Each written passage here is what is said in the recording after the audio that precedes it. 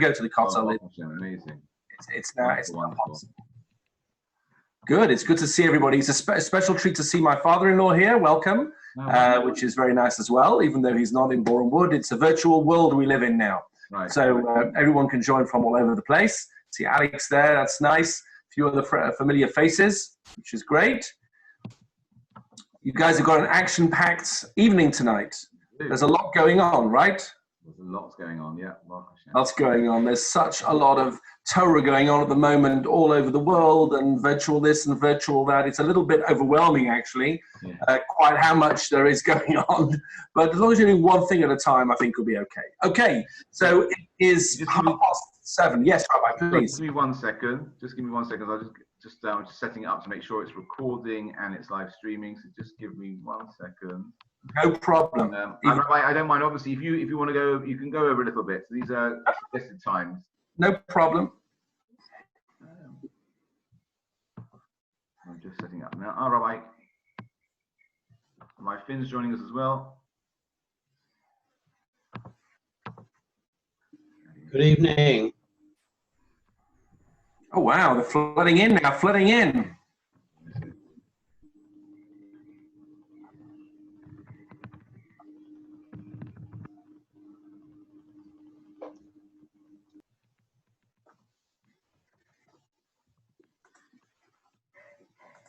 I'm just seeing. Okay, Robbie, you tell me when we're good to go. Give me the green light. Sure.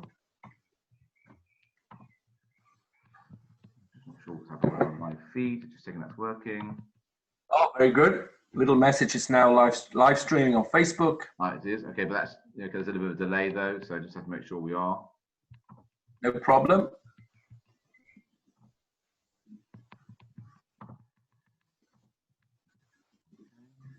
As it is. Let's just check.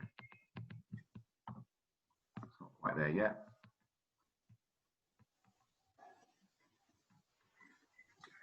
Now, see the Jacksons. Hello to the Jacksons. You've got your daughter's name on your phone, which is excellent, very loyal. I think it's because she thinks this is hers. I won't tell her if you don't.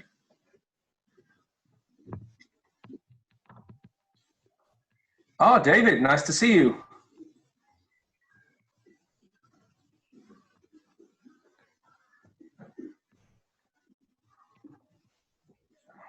How are we doing, Rabbi? Give me 2 seconds. I only have 1 cup of tea, so once I finish this cup of tea, I have to finish. Just making sure. So that's the limit. I think we're on Facebook. We're live. Yes, we're good. We're live. Okay, so welcome everybody. We are now fulfilling with this virtual Tikkun. Although we can't be together, we can still learn together, and we're fulfilling what it says in Pirkei Avos, let your home be a meeting place for the sages. And we're delighted to kick off our Tikkun with the BES virtual scholar in residence, Rabbi Anthony Manning, joining us from the Holy Land in Israel. His shir this evening is on the subject of how was the Chumash really written and why does it matter? I'm delighted to welcome Rabbi Manning, and over to you, Rabbi. Thank you very much, Rabbi Chapa. Really, it's a pleasure. Nice to see everybody here.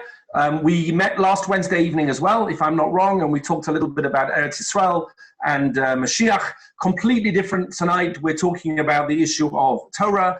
It's the run-up to Shavuot. It's a tight time scale. I have 27 minutes. Okay, the rabbi said I could go over a little bit. It's always dangerous telling a speaker that they can go over a little bit. It could easily be 9 o'clock. And Jews, you can always just turn me off. I mean, that's the easy thing about Zoom. You can mute me and then just delete me. So you can't normally do that with a speaker. But I promise you, I will not go over maybe by a minute, but hopefully not even that. What I want to do with you in the half hour that we have today is really address something which is so obvious and yet so not obvious. It goes to the root of really what we're doing when we're saying we're receiving the Torah on Shavuot. Zman Matan Torah Seinu, the whole tachlis, the whole purpose, if you like, of this long Chag, this 49-day Chag. I don't know if it's probably not dark yet in England, so you didn't count the Omer yet. But we just counted 49, we're done, Baruch Hashem, there. Of course, it's the big tease because the Torah says you have to count 50. And we never actually ever get to 50. When we get to 49, we reset to the beginning next year, which is really a mashal for life. You never really achieve exactly what you're aiming for, but you have to aim anyway.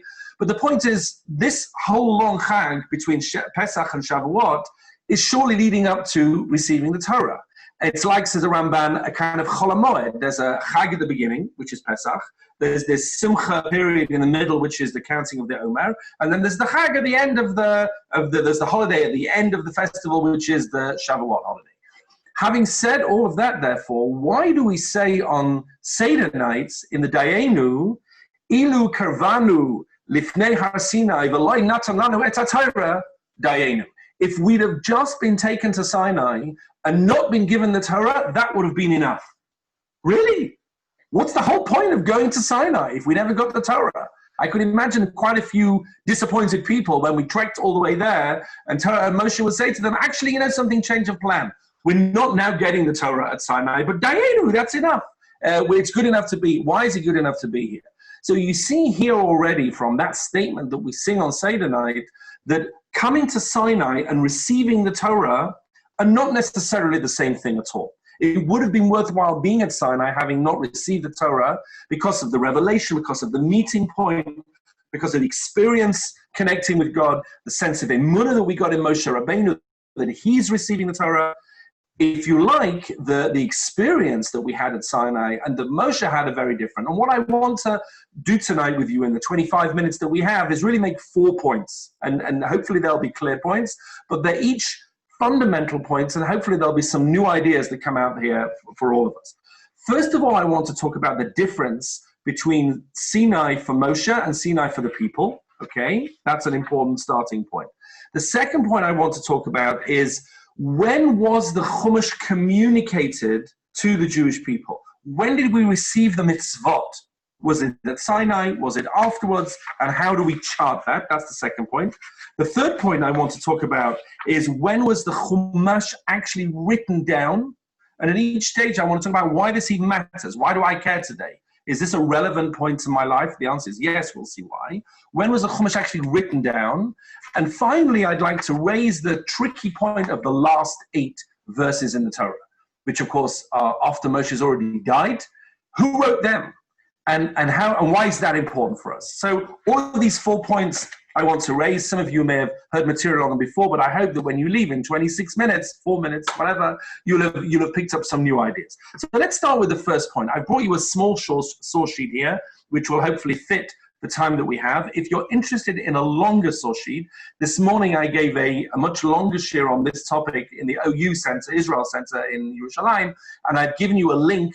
I'll show you now. In fact, what I'll do right now is I can't share it because I've not got file sharing. It doesn't matter. The rabbi, I can always send it to the rabbi, and I can share it on the screen. I just can't send it to you on the group chat. But that's not the end of the world.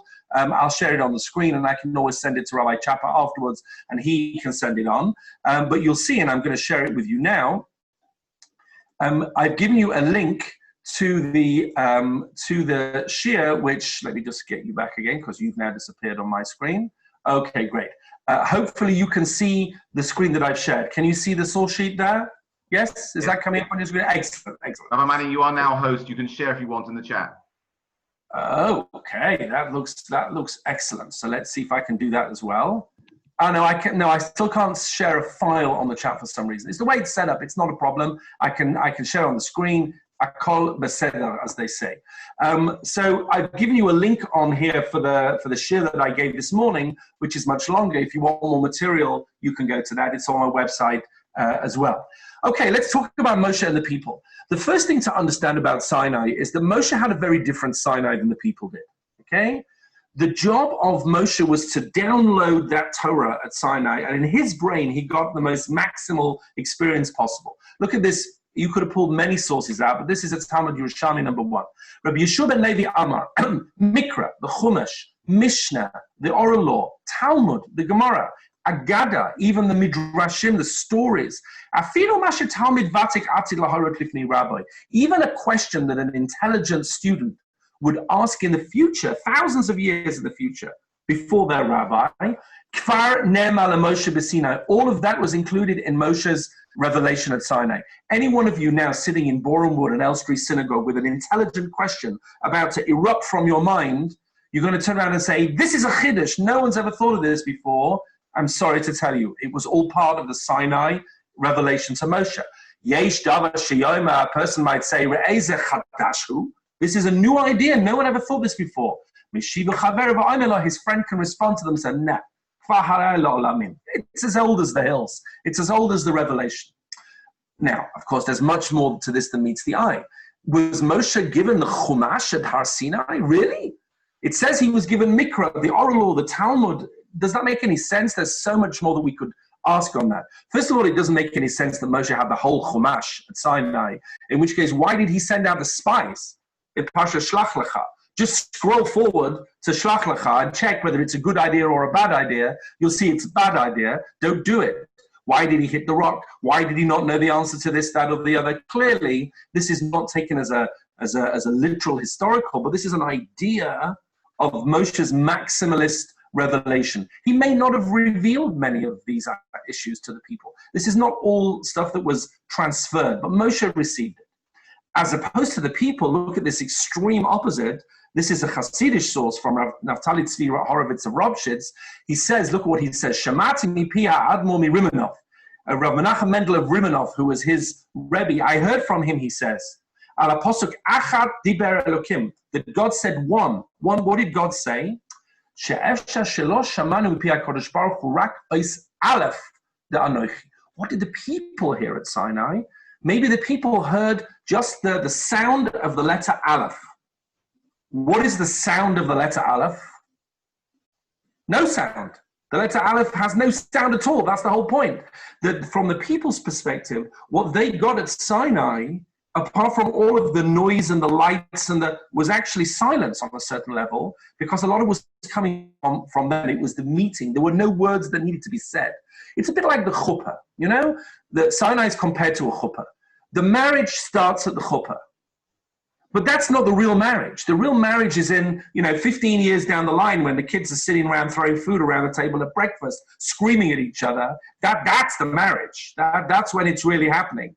Then, everyone's lovey-dovey under the chuppah, very nice. There's no marriage without that. But there really, no words need to be said in a sense because that moment speaks for itself. But you can see here the first point that there's a very different type of Sinai for the people and a very different type of Sinai for Moshe. Even if you're not going down this Hasidic route, the Rambam says they only heard the first two, they maybe didn't even understand those, etc. So there's a lot to talk about the different types of Sinai experience. The real essence of Sinai was the meeting rather than the learning. They didn't learn that much. The second point I want to make is this very nice little graph that I asked my daughter. You can see this on the screen? Yeah, this little ECG. I asked my daughter to do this about 20 years ago when she was a kid. Actually, not 20 years ago, about 12 years ago. She was 8 or 9. And I said to her, yeah, Ellie, I'm giving a shir. Why don't you plot on a computer, go on the computer and plot the number of mitzvahs per parsha, and let's see what it looks like. And this really fleshes out a Gemara number 3. Rabbi Yishmael Omer. Rabbi Yishmael's view is, Klalas Nemru B'Sinai. Sinai, what was communicated was the general idea, the general principles. Who practiced by Ohel Moed, but the details came later in the Ohel Moed, in the tent, in the tabernacle, meaning the Torah was given really in detail much later on. Sinai was just the headlines. Rabbi Akiva Omer, Rabbi Akiva's position is the one that pretty much everyone follows. Rashi, the beginning of Bahar, the Maharal, many others, says no. Klalos upratis nemru b'Sinai. There was a detailed revelation at Sinai, but the Nishnu, it was repeated by Ohel Moed in the Mishkan, in the tent of meeting. It was said over again. The Nishtalshu, and then for a third time, Ba'arvas Moav, when before they went into the land of Israel on the plains of Moab. What does that mean? Rabbi Akiva is saying to us that the Torah comes in 3 waves. And you can see this so clearly on the graph here, that obviously in Bereshis there's very few mitzvahs because that's mostly narrative. You hit Shemot, Pashas Yisro, the 10 Commandments, Mishpatim, the Mishkan. There's a peak. There's a sudden wave of mitzvahs that come out to the Jewish people, or at least to Moshe at that point. And then things kind of died down again. And then in Vayikra, there's another higher peak. There are more mitzvahs in the whole book of Vayikra, of Shmini, of Achremos, Kedoshim, etc., and more.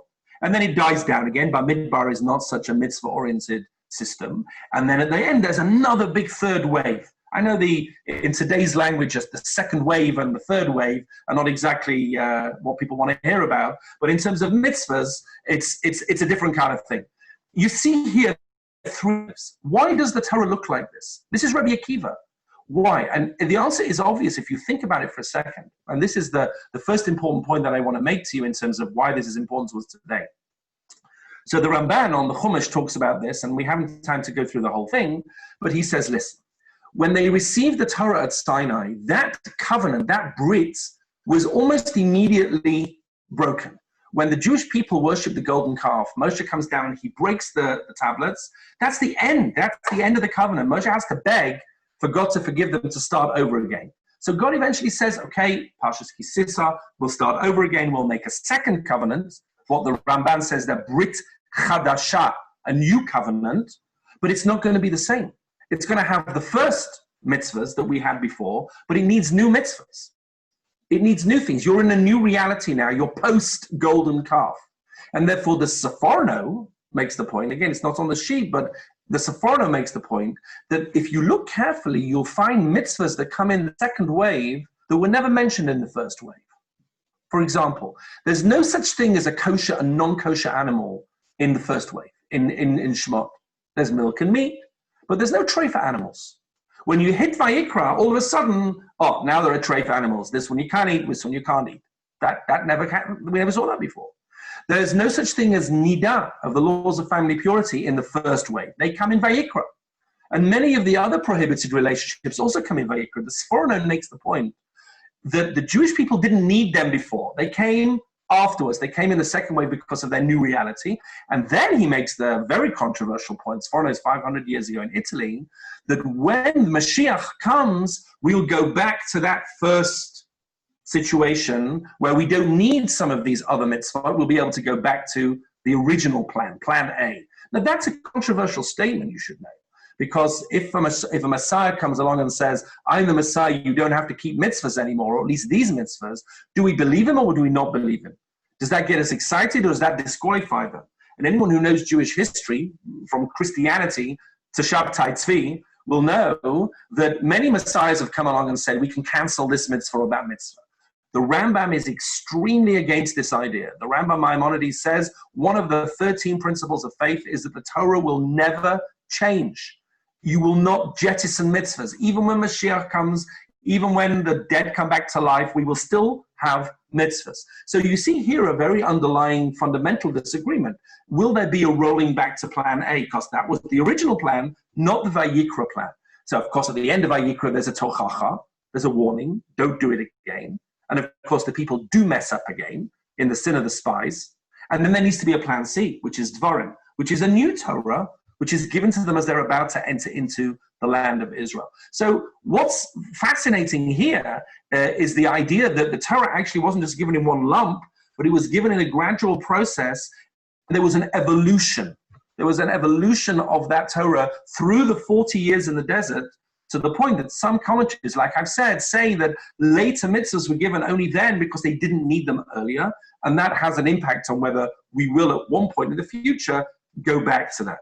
Okay, and again, I mentioned before Shabtai Tzvi, if you're interested in Jewish history, just Google Shabtai Tzvi and look at the disastrous debacle that the mid-1600s brought to the Jewish people, and where a false Messiah came along and said, I'm the Messiah, you don't need to do these mitzvahs and those mitzvahs. It was a disaster, and it took us about 300 years to recover from it, even if we have recovered from it. So that's another point. So you see the Torah there in maybe a way that you haven't appreciated it before. Next.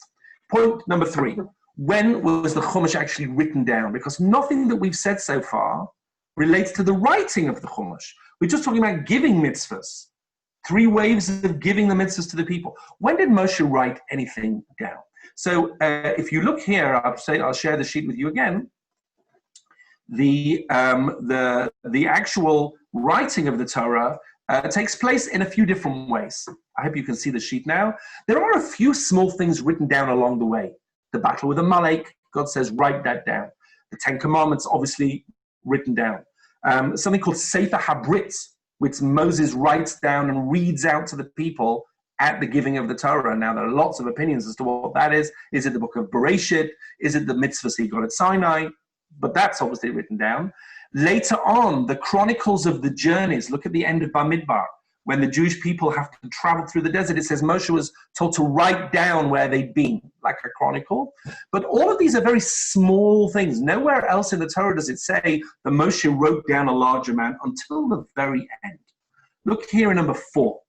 At the very end of Dvarim, Moshe is finally told, Vayichtav Moshe et HaTorah hazot. He wrote down this Torah, Vayitna el HaKohanim, he gave it to the priests, Bnei Levi, Hanosim et Aaron Brit Hashem, who carried the Ark of the Covenant, Ve'al Kol Ziknei Yisrael. Va'atas, God says to him, Kitfu lachem et hashira hazot. Write down. Now you have permission to write down this song. Now, the song could be the song of Ha'azinu, but many Meforshim say it's the whole Torah. V'linda et Bnei Yisrael, teach it to the Jewish people, Sima b'fiem, get them to remember it, etc. And it says then, when Moshe had finished writing the Torah, al hasefer, on the book, on the parchment, ad tumam, until the very end. Come back to that in a minute.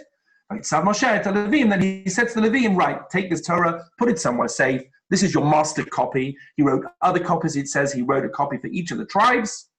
And now they had a Sefer Torah. So if anyone wants to ask you, when was the Sefer Torah written? Many people have this idea that Moshe Rabbeinu, if you like, descended from Mount Sinai with a Sefer Torah tucked under his arm. That's not true. It doesn't say that anywhere. It says that the Torah was written at the end of his life. Now, yes, maybe he had a vision, a nevuah, a prophecy of this maximal vision we saw at the beginning, but that's not what he gave to the Jewish people straight. He gave them a Sefer Torah at the end. Okay. So the point that the Gemara, when it discusses this is an important point, number 5 here, says the Gemara, Abu Rabbi Yochanan Mishum Rabbi Bana, this is Gemara in Gittin, Torah Megillah Nitna. There are 2 views here. The first view is that the Torah was given in Megillot. What does Megillot mean? Little scrolls. Rashi says that Moshe wrote down each scroll as he was given in installments, put it in a drawer, and then at the end, put it all together. A bit like a scribe will write a Sefer Torah together. A scribe can write each bit of the Sefer Torah separately, and at the end, when they put it all together, they tie it together with sinews. Now you have a Sefer Torah. That's the first opinion. Megillah. Reb Shimon ben Lakish, Reish Lakish says no. Torah chatuman nitna. The Torah was given in one sealed unit. Says Rashi there, at the end. It was all written at the end. Before then, it was still oral. It was still flexible. It was uncodified. But at the end, it was written down. Now, why do I care? This is an interesting Gemara. Look, what difference does it make to me whether the Torah was given in installments and written down and then put together at the end, or whether it was given all at the end? And I'll tell you why it makes a massive difference. It makes a difference because how do you read the Torah? Is it like a diary where you have an entry, like in February? So if you're reading somebody's diary and you read their February the 10th entry, and they say, today I went to the shops and whatever it was, the February the 10th entry does not know the October the 15th entry, obviously, because one was written in February, it can't possibly know what happened in October. But if you understand a book, for example, a book which was written all in one go, which starts at the end and then has flashbacks back and forwards in different directions, of course, if it's written all in one go, of course, every single bit of it knows what happens in every other part of it. So if you, for example, have a book which was written by an author that already knew the whole book in their mind and they wrote it, they can begin at the end. A diary cannot begin at the end. A diary has to begin at the beginning. And therefore, if you go with the opinion, which most of the Meforshim go with, the Ramban, many others, that the Torah was written only at the end, which is really what it sounds like from the Torah itself, then that means that every single bit of the Torah before that knows what happens later. So if you read a verse in the book of Shemot, you have to assume that that verse already knows what happens in the book of Bamidbar and the book of Dvarim.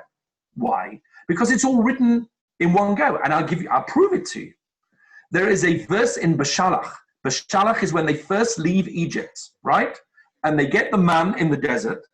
The man starts coming down, and there's a verse there in the Torah that says, and the Jewish people ate the man for 40 years until they got to Eretz Yisrael. Now, if you're paying attention when you hear that verse, you should immediately jump up from your seat and scream out loud, what?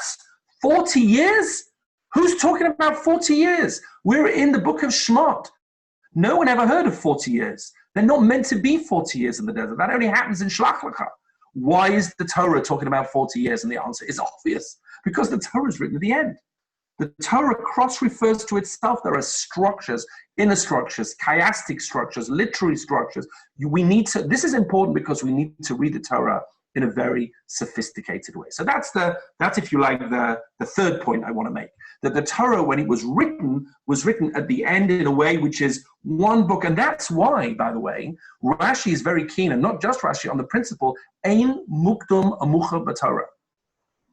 The Torah is not a chronologically, it's not a slave to the chronology that goes with it. The Torah is not written as a diary. The Torah is written thematically. That's why things can happen earlier and be written later. Sometimes that's explicit. In the book of Bamidbar, right now, it starts in ER of the second month, and then it goes back to Nisan. But often the way that the Torah is put together is not chronological, because why should it be? It's not a diary, and that's the point that we're reading here. It's a book which is put together at the end. Fine, good. Last point. The last 8 verses in the Torah. What is going on with these last 8 verses? So, in 5 or 6 minutes, we haven't got that much time to look at it, but let me just maybe give you the chapter headings so you can go away and think about this more if you haven't already, which I'm sure many of you have. Moshe Rabbeinu has died. He's gone. And it says, and Moshe Rabbeinu died, and God buried him in the valley. So who wrote that? So the Gemara asks this question in Menachot, and it gives 2 opinions. And the first opinion is, well, obviously someone else wrote that. I mean, you can't write something if you're dead already. So Yahshua wrote that. So that's Rabbi Yehuda's opinion in the Gemara there. To which Rabbi Shimon turns around and says, Chas v'shalom, God forbid, God forbid. There cannot possibly be a verse in the Torah that is not written by Moshe Rabbeinu. Moshe has to write everything. You can't have some later person adding verses to the Torah, not even Joshua. And therefore Moshe wrote them through prophecy, and he wrote them, being told he was going to die, and he was crying. He wrote them in tears, it says, which the obvious understanding is he wrote them when he was crying, but the Ritva says he wrote them using tears instead of ink, which is very interesting as to what that might mean even. But you see there are 2 opinions in the Gemara. Could someone afterwards write them? And by the way, not just a little bit afterwards. It says, for example, at the very end of the Torah, nobody knows Moshe Rabbeinu's burial place ad hayom hazeh. Ad hayom hazeh. Now, to this very day, that doesn't sound like it's been written a day or 2 later. That sounds like, and if you look in the Ibn Ezra goes with the opinion of Rabbi Yehuda, that this is indeed written by Joshua, and is written many, many decades later at the end of Joshua's life. Now, the mainstream opinion, I'd say, and this is an important point that I want to leave you with, the Rambam certainly has a principle of faith that every single verse in the Torah has to be written by Moshe Rabbeinu. Nothing can come afterwards. Okay, at the end of the 40 years, but written by Moshe Rabbeinu. The Ibn Ezra clearly disagrees with this, and he teases us a little bit. And there's a lot of material. I want to maybe introduce you to a book. This is an interesting, I don't know how you can see this. 1 second. What's the best way of, there we are. You see that? Okay, good. This is a book written by Rav Amnon Bazak. It's a translation of a Hebrew book called Ad Hayom Hazeh. It just came out by Magid, by Koren. It's called To This Very Day. And in this book, he deals with very tricky questions thrown at Judaism by biblical criticism.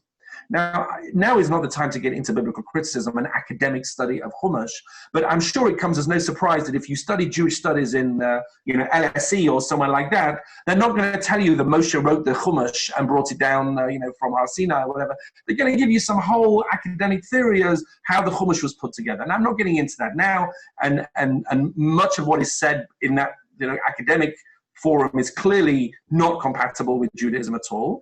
However, the questions they ask are very interesting questions. And now there are many, many Orthodox authors, including Rav Bazak, Professor Josh Berman, many, many others. And if you want the longer source sheet, I can, you can get that on my website, that deal head to head with this idea. Is it possible that any psukim could be added to the Torah after Moshe Rabbeinu? Maybe not just by Yoshua, maybe by someone else through Nevuah, or is that heresy to say such a thing? And Rav Bazak goes through in great detail that whole issue, even though clearly the mainstream view has always been that Moshe Rabbeinu wrote every verse in the Torah. You see already a crack with your Joshua, maybe he wrote a little bit at the end, the last 8 verses. Is that possible to expand that at all to include anybody else, or is that completely heretical? That's an interesting conversation, but that's not a conversation we can have in 2 minutes. But it comes up here in these last 8 verses in the Torah, and this little tease of the Ibn Ezra when he talks about the secret of the 12, and if you're clever, you'll stay shtum, he says, because your people will throw things at you because it's very complicated, but you don't need to worry about people throwing things at you anymore, because now we have some great Sfarim and other things to deal with that. So just to summarize, it's 7:59 in London. What have we discussed this evening? We've discussed 4 things really. First of all, that Sinai looks quite different, whether you're Moshe Rabbeinu having a maximalist vision of the Torah, or you're the people having a quite different communication, but nevertheless a very special meeting. Okay, it's not about learning, it's about meeting. That's why it says in Dayenu, if we'd gone to Sinai and not received the Torah, Dayenu, because it's not about receiving the details, it's about the meeting with God. The second thing we talked about is that the Torah was communicated in 3 waves, okay? The first wave in Shemot, then in Vayikra, then in Devarim, and it's important how that evolved. That might be important for the future as well, maybe not. The third thing we looked about is, when was the Chumash written down? Was it in installments? Was it at the end? And if at the end, as most people say, that means you read the Chumash as a one unit, and it can cross-refer with itself, okay, even from the end to the beginning or the beginning to the end. And the last thing we looked at with these last 8 psukim, is it possible that somebody after Moshe Rabbeinu can add in, through prophecy, verses into the Torah, or is that just unacceptable as a Jewish perspective? Lots and lots to talk about there, okay? That's all we can do in half an hour. But if anyone wants to follow up with anything else on that, then please be in touch with me. There's stuff on my website. There's longer, discussions of this that we can have. This is something that interests me. If it interests you, then I'm happy to continue the learning with you. Rabbi Chapa, thank you very, very much for inviting me to be with this group. I should have been with you in person. I'm sorry. I should have been on a plane right now heading to Boreham Wood. That was the plan. But you know what it says? Mensch tracht und Gott lacht. You can plan all you like. Please God, that will happen next year. But in the meantime, we can at least be together on Zoom. Thank you, Rabbi. Rabbi Manning, thank you so much for that fascinating examination of how the Chumash was written. And as you said, it would have been lovely to have you here in person, but this is at least second best to be able to share Torah with you via Zoom. And we look forward to hearing further shiurim from you in the coming weeks and months ahead. We wish you a Chag Sameach to you and your family. Keep safe and well. All the best. I'm going to leave the meeting, but hopefully it won't end. The night is yet young for you anyway. So, Laila Tov to everybody. Yeah, thank you so much. I'm delighted now to hand over to Rabbi Finn for some Shavuot short. Rabbi Finn, over to you.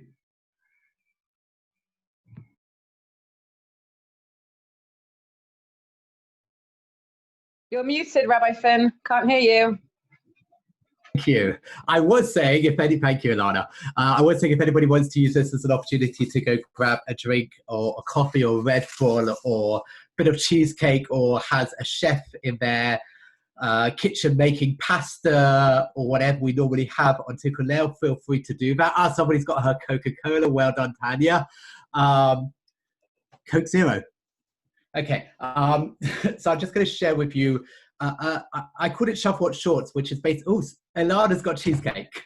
Anybody else want to show food before I start? No. Okay, brilliant. So I called it Shavuot Shorts because it really is a catch-all title, which allows me to share with you a few short ideas if you want to dip in and out as we head towards Shavuot. I want to start with an idea I came across a number of years ago when I was in yeshiva. It was from Rabbi Victor Nebensal, who is the chief rabbi of the Old City of Jerusalem, was a rabbi in yeshiva I was studying in the Tivare. And in his book on Shavuot, he asks a brilliant question. And it's a question which there's lots of answers that can be given, but I really love one of the answers that he gives. The question goes as follows. If you think about it, what are we celebrating on Shavuot? We're celebrating Matan Torah, the giving of the Torah, revelation, the greatest event to happen to us as a people. Maybe Exodus could be that, but certainly Exodus and Revelation are up there. How do we celebrate Pesach? 7 days or 8 days of the diaspora, 2-night Seder, we make a huge fuss, a huge deal, huge celebrations. It's very clear to the outside world that it is Pesach. How do we do Shavuot? Celebrating revelation, celebrating when God spoke to humanity. What do we do? Well, if it was a normal year, we would be sneaking out in the middle of the night at 10 to midnight to shul, to study this sacred word, to make sure that we daven and then sneak back home before anybody in the outside world has noticed. What else do we do? Well, most people like to eat meat. There are some people who choose to be vegetarian, and that is your choice. But for most people, they see meat as the prime food. And yet, how do we celebrate Revelation? How do we celebrate Shavuot? Cheesecake, ice cream, milk, dairy, a second class, I'm making sure you can all see my fingers, in inverted commas, a second class food. So we hide the fact that we're learning the Torah. Which, by the way, means that you are tired throughout the rest of the day. And if you're in Israel and only doing 1 day Shavuot, you effectively miss Shavuot. We eat milky foods. And then the festival, which is all about revelation, if you look inside the Torah, there's no mention whatsoever that Shavuot is a celebration of revelation. Shavuot is a celebration of Zaman Matan Torahenu. Now, each of those individual questions, I can give you different answers. But Rav Nevin Zal brings it together in a way that I had never really thought about. And he says as follows: did it really work out for the Jewish people? If we're honest, did it really go well? Not so sure. What happened 40 days later? Golden calf. Jewish people who'd heard God's voice and say there should be no other God other me start dancing around this golden inanimate object, which this is the God who took us out of Egypt. It didn't go so great. But the second time, when we get the second luchot, the second set of commandments, which happens on Yom Kippur, is an amazing day, the Day of Atonement, the day when God forgave us. But Shavuot didn't work out so well. And Shavuot is a time when we as a people might be thinking, we're great, we're amazing, God gave us the Torah, we are special, we are better than everybody else. And we need that little bit of a reality check or reminder that actually we're good, but to be great, we actually need to listen to the words of the Torah. And so we have this mediation of the way that we celebrate it to bring our levels of potential gaiva, haughtiness, down a peg or two, so that we take on the seriousness of what actually came with revelation, which was a set of responsibilities. And based on this, I want to suggest another idea, which is that actually Shavuot is not the end. Even though we have been counting up towards it as a goal, as an endpoint, actually Shavuot is the beginning. If we just get revelation, we just have listening to the Torah, we don't do anything about it, again, have we really fulfilled what we're supposed to be doing? Or is Shavuot Atzeret, a day of gathering, maybe gathering our stores, learning some Torah so that we're able to use that and go forward? Shavuot is the start of a process, not the end of a process. If it was the end, then yes, we should have this massive public celebration, celebrating that we've finished something. But actually it's the start. And you start with small steps. You start small and you work up bigger and bigger and bigger.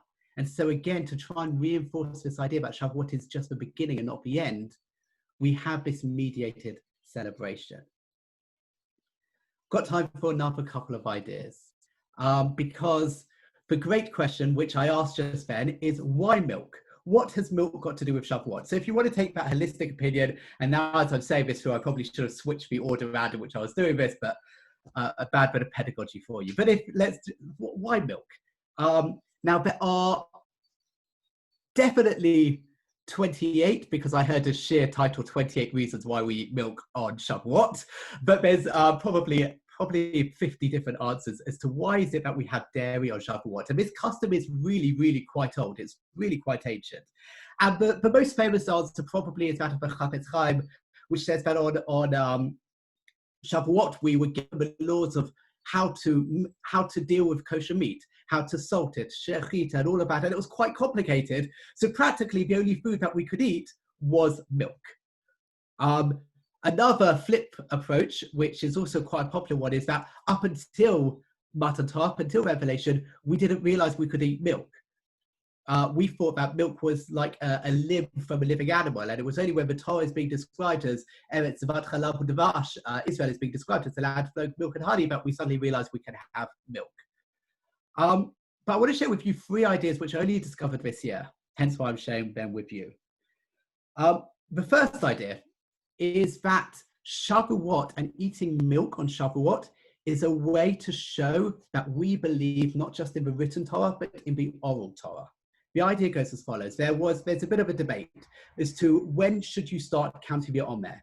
The pasuk says, "Mimachorat haShabbat tispuch 50 yom." You shall count 50 days from the day after Shabbat. In the Talmud, it explains that Shabbat doesn't mean Saturday night. It means the day after first day Chag. That is the orthodox approach, the approach championed by the Purushim and the Pharisees. There's another group called the Tzedukim, the Sadducees, who said that actually no, Mimachorat haShabbat, literally that's what it means, after the Saturday, which means that every year Shavuot would appear on a Saturday, on a Shabbat. Milky foods spoil if they're not completely fresh. And so a way to show that you're always going to have Shabbat, that Shavuot won't always fall on a Shabbos, is that you have milky foods, was the suggestion to show that you are taking the oral Torah approach. A second idea, you can take these or leave these. A second idea, this one's even more strenuous probably, was that the 66th negative commandment in the Torah is Lo tevashel k'di v'chalei b'mo, do not eat and mix meat and milk. Now, how many days are there in the year from day 1 of the year, which is the 1st of Nisan, to Shavuot? You're going to guess it. All shout out at once. 66, well done. The 66th day of the year is Shavuot, where we have the 66th negative commandment is Lo tevashel k'di v'chalei b'mo, do not mix meat and milk together. And how can we demonstrate that we are keeping this mitzvah? Well, by eating both of them, but eating both of them in a way that we are not breaking halakha. There is actually an idea that you shouldn't just eat milky dairy foods on Shavuot, you should also eat meaty foods. And so the ideal is to have a milky kiddush, cheesecake, then another slice of cheesecake, maybe a third slice of cheesecake. And once you're moderately satiated, wash your mouth out with some alcohol, go wash your hands, have hamotzi, and have a meaty meal. Have both meat and milk on the same day, but have it in a way which is kasher, which is kosher, which shows and demonstrates to the world that we keep the laws of meat and milk because we don't mix them together. And so a way to demonstrate that we're not mixing meat and milk together is by having them on the same day and making a big deal of the meat and the milk on the same day, but by not mixing them. And the final idea, and I'm still, to be honest, processing this in my head, is back to this idea that Shavuot can be a little bit of a subversion. It's about bringing our egos down a step or two, because Shavuot is a day that we might feel superior, better than everybody else. We've got the Torah, God spoke to us. So we're reminded on some level that actually God spoke to us and then we completely ignored God. But within that mindset could be that we are better and the rest of the world, they're not as good as us. And that's quite a dangerous mindset. And so the idea that I heard is that we eat both meat and milk, 2 types of foods, the main 2 types of foods, to show that actually both are important, both have a role to play. Jews are important, Jews have a role to play, the rest of the world is important, the rest of the world has a role to play. One is not intrinsically better than the other. And so actually this idea that meat, and I realize there's going to be a bunch of people who can have a go at me for this bit, that meat is better than milk, actually doesn't ring true. They're both important, but so too every member of humanity is important. Jews are not intrinsically better just because we were given the Torah. We are only as good as the way we act, the way we behave. And what is the proof of this? Well, there's two. First of all, there's the debate in the Gemara, which is what is the most important principle in the entire Torah. And the debate seems to come down to one of two approaches. Either love your neighbor as yourself, or even better, the comment of Ben Azai, this is the chapter of mankind who was created in the image of God from Adam and Chava, and lists out how Adam and Chava, etc., etc., etc. But all of humanity is descended from God. All of humanity has sparks of the divine. All of humanity is important. But also, what's the story that we read on Shavuot? What's the Haftarah, effectively the secondary commentary? It's the story of Ruth. And yes, Ruth is a convert, but Ruth, before she converts even, is acting in a way which we should follow, showing kindness, showing charity, showing hospitality, being a good, decent person, which reminds us that actually it's how we act, not necessarily who we were born to, which is important, and gives us a responsibility to use the gift of the Torah to improve our lives and to make us better people, but not to make us feel that we are superior, because at the end of the day, we are only as good as what we do, not who we are. So a few ideas for you to think over on Shavuot. And I can see Rebbetzin Kaplan is waiting there patiently. So I presume, Rabbi Chapa, over to you to introduce Rebbetzin Kaplan.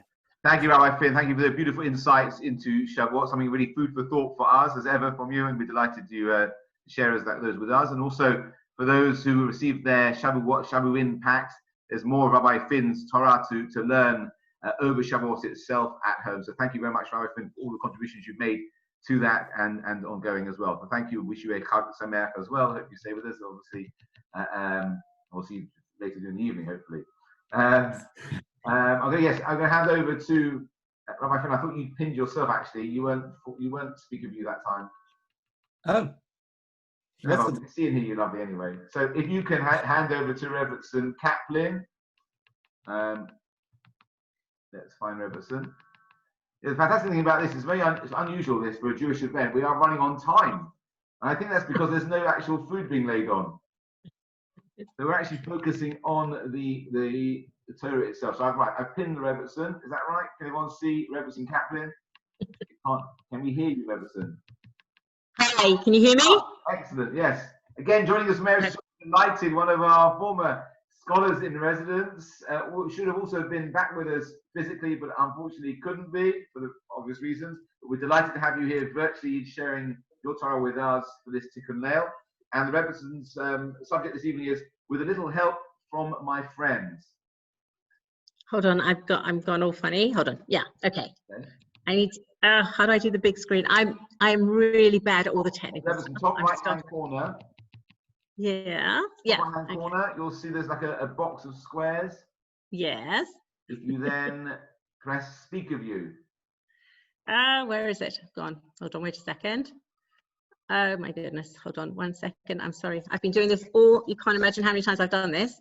Dov, sorry. Hold on. Okay. No, I'm not. I can't do it anyway. I actually need to do it because, yes, I got it. Okay, Speak of You. Perfect. Do you want to share anything on screen with us? Yes, I do. Okay, so I'll have to make you a co-host as well. So I'll do that now. Thank you. I have to work out how to do that as well. Okay. I'll work out as you speak. Thank you. Hello, everybody in Boreham Wood. As the rabbi said, and first of all, the Rabbanim who are with us.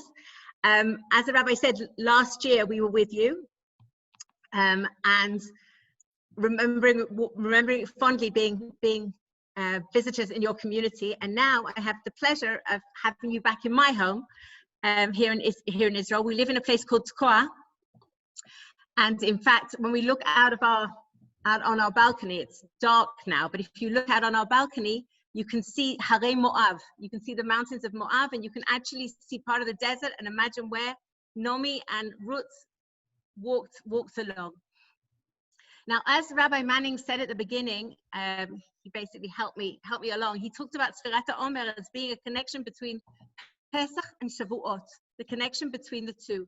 And hold on, why can't I see myself now on big? I don't understand what is going on here. Sorry. Speak of you. Okay. I can still see Rabbi Chapper on big. I can't see myself on big, but that's fine. He mentioned it, as I said, he mentioned it being between Chol between Pesach and between Shavuot.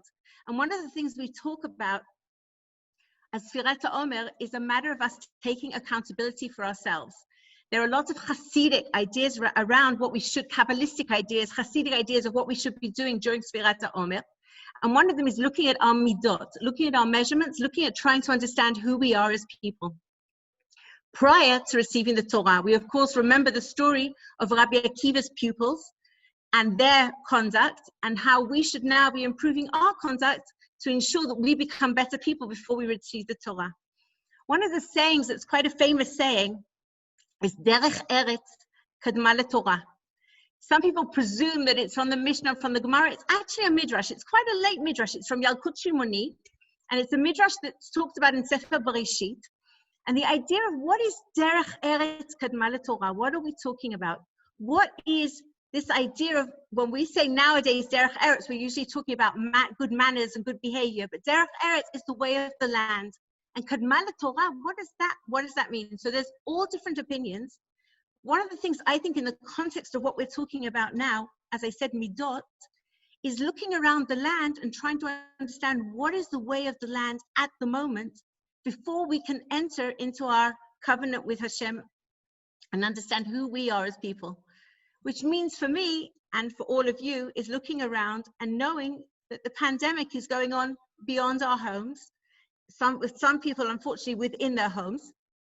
And one of the words that we've been hearing a lot about, or that we've been hearing again and again, is this word isolation, being in isolation. And when I hear this word and I look at it, first of all, in Hebrew, the word is bidud. And the same it straight away rings for anybody who knows Tanakh. So when we think of Megillat Echa, so we know that Yerushalayim was badad, was alone, and we know that has really bad, like really sad connotations. Is loneliness, is being in a place all by yourself. So what is with this isolation? I started trying to understand and think, hold on a second, what is the Jewish or the Torah perspective on our relationships with others? So we all know about how the mitzvot ben adam lechavero and how we should be behaving, but I wanted to look at it from a place of companionship, from friendship. What does the Torah have to say about friendship? And the reason we take it for granted. I think if I was to ask each and every one of you, which I'm not going to do now, what is a friend? I presume we'd come up with a mixture of ideas of what is a friend. And I asked 3 little granddaughters of mine, what is friends for them? The 4-year-old said, somebody to play with. The 7-year-old said, somebody to spend my time with. And the 11-year-old said, somebody I'd tell my secrets to. And we see that the whole idea of what is friendship evolves. And I want to, together with you, go on a little bit of a journey, trying to see where does friendship come up with. We're going to be looking more in Ketuvim than we are in the Torah, though we will look at some things in the Torah. And now I need to, how do I do this? Hold on, I'm going to speak of you, but I keep saying you, Rabbi Shapper. I can't see me, and I can't do my share screen. Hold on. Am I now a host, Rabbi Shapper? Yes, you are. I am. So why can't I share my document? Hold on. I'm going to have to call my Ezer Keneged. Dov, can you just help me 1 second? I've got really not doing very well with the technical side. No problem.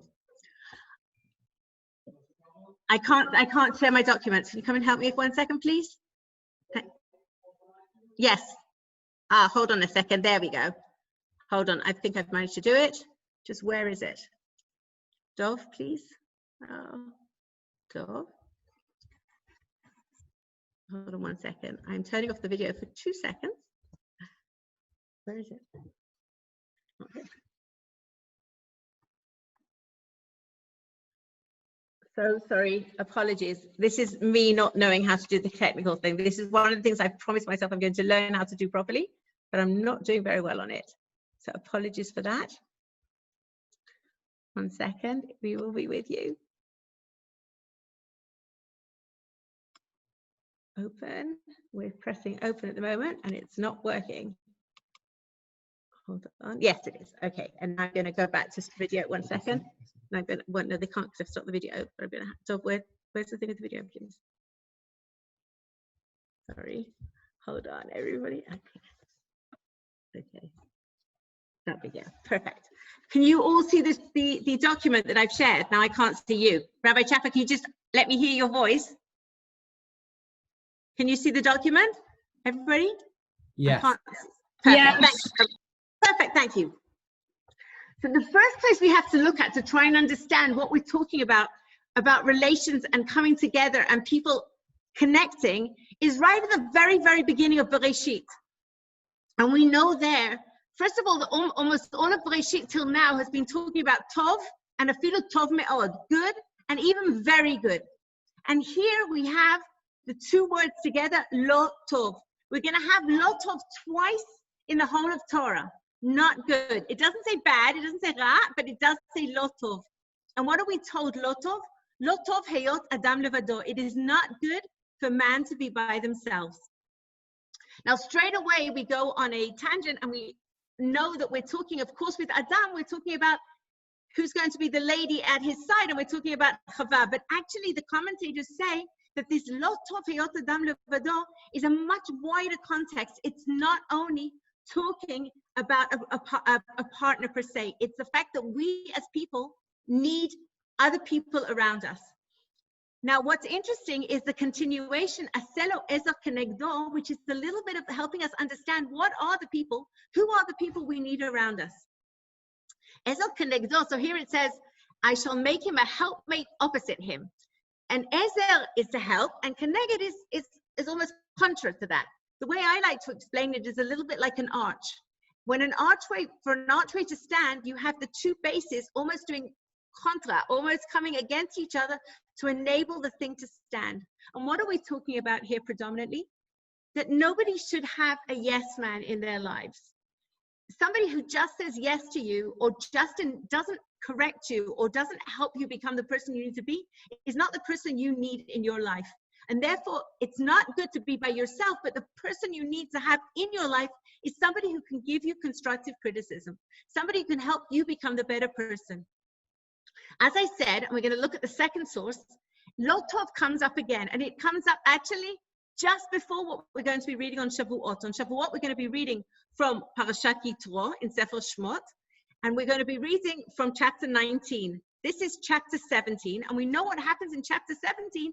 Yitro, who is Moshe's father-in-law, comes along and looks at how he's doing all his judicial system, and he says to him, you know what, this isn't working. And what's interesting is what we usually hear, the lo tov is to do with the whole thing of delegation. But I saw a really beautiful idea from Dat Mikra, and he said the lo tov is that you, Moshe, are actually by yourself. You're sitting alone, and that is not good. If you're not listening to other voices and enabling other voices to come in, this is not going to be good for you, and it's not going to be good for the people. So we don't yet have an idea of what is friendship or what is companionship. What we do know is what it's not. It's not being on ourselves. It's not being by ourselves. What it does mean is we need somebody who's going to give us constructive criticism. And it means that when we're taking a heavy load on our shoulders, we've got to be very careful, because even then, even though there might be loads of people around us, and we all know this well, we could be very, very, very lonely. Loneliness doesn't necessarily mean being in the confines of your home by yourself. And now, thank God to all the electronic and technical stuff that's happening, people really have other people coming into their houses. But sometimes you can be in a space with lots of people and feel very, very, very alone. So the person I want to go to help us understand what we're talking about and what is this idea of friendship and how do we understand it is Shlomo Melech, King Solomon. Now, King Solomon, I want to remind you that in Kings, in the first book of Kings, Hashem comes to him one evening and offers him in a dream anything that he wants. Imagine. Hashem comes to you and says, anything you want is yours. And his answer is really interesting. His answer is, Lev shomea lishpot et amcha velavin ben tov l'ra. I want a heart that I can understand and that I can judge your people and I can differentiate between good and bad. And straight after this request, Hashem says, wow, because you requested that, you're also going to get honor and money and all the other things as well. But he requested to have a heart that he could judge people and understand between good and bad. And therefore, when we look into his books, and we're going to be looking at Kohelet, and we're going to be looking at Mishlei, we're going to be looking at Kohelet is Ecclesiastes and Mishlei is Proverbs. We're going to look at those two books, and we're going to get an idea of what actually is this friendship that we're talking about. What is Judaism? What is the definition of where we should be trying to go to define our relationships with other people, with the other, having somebody in our lives? So I want to start with Kohelet.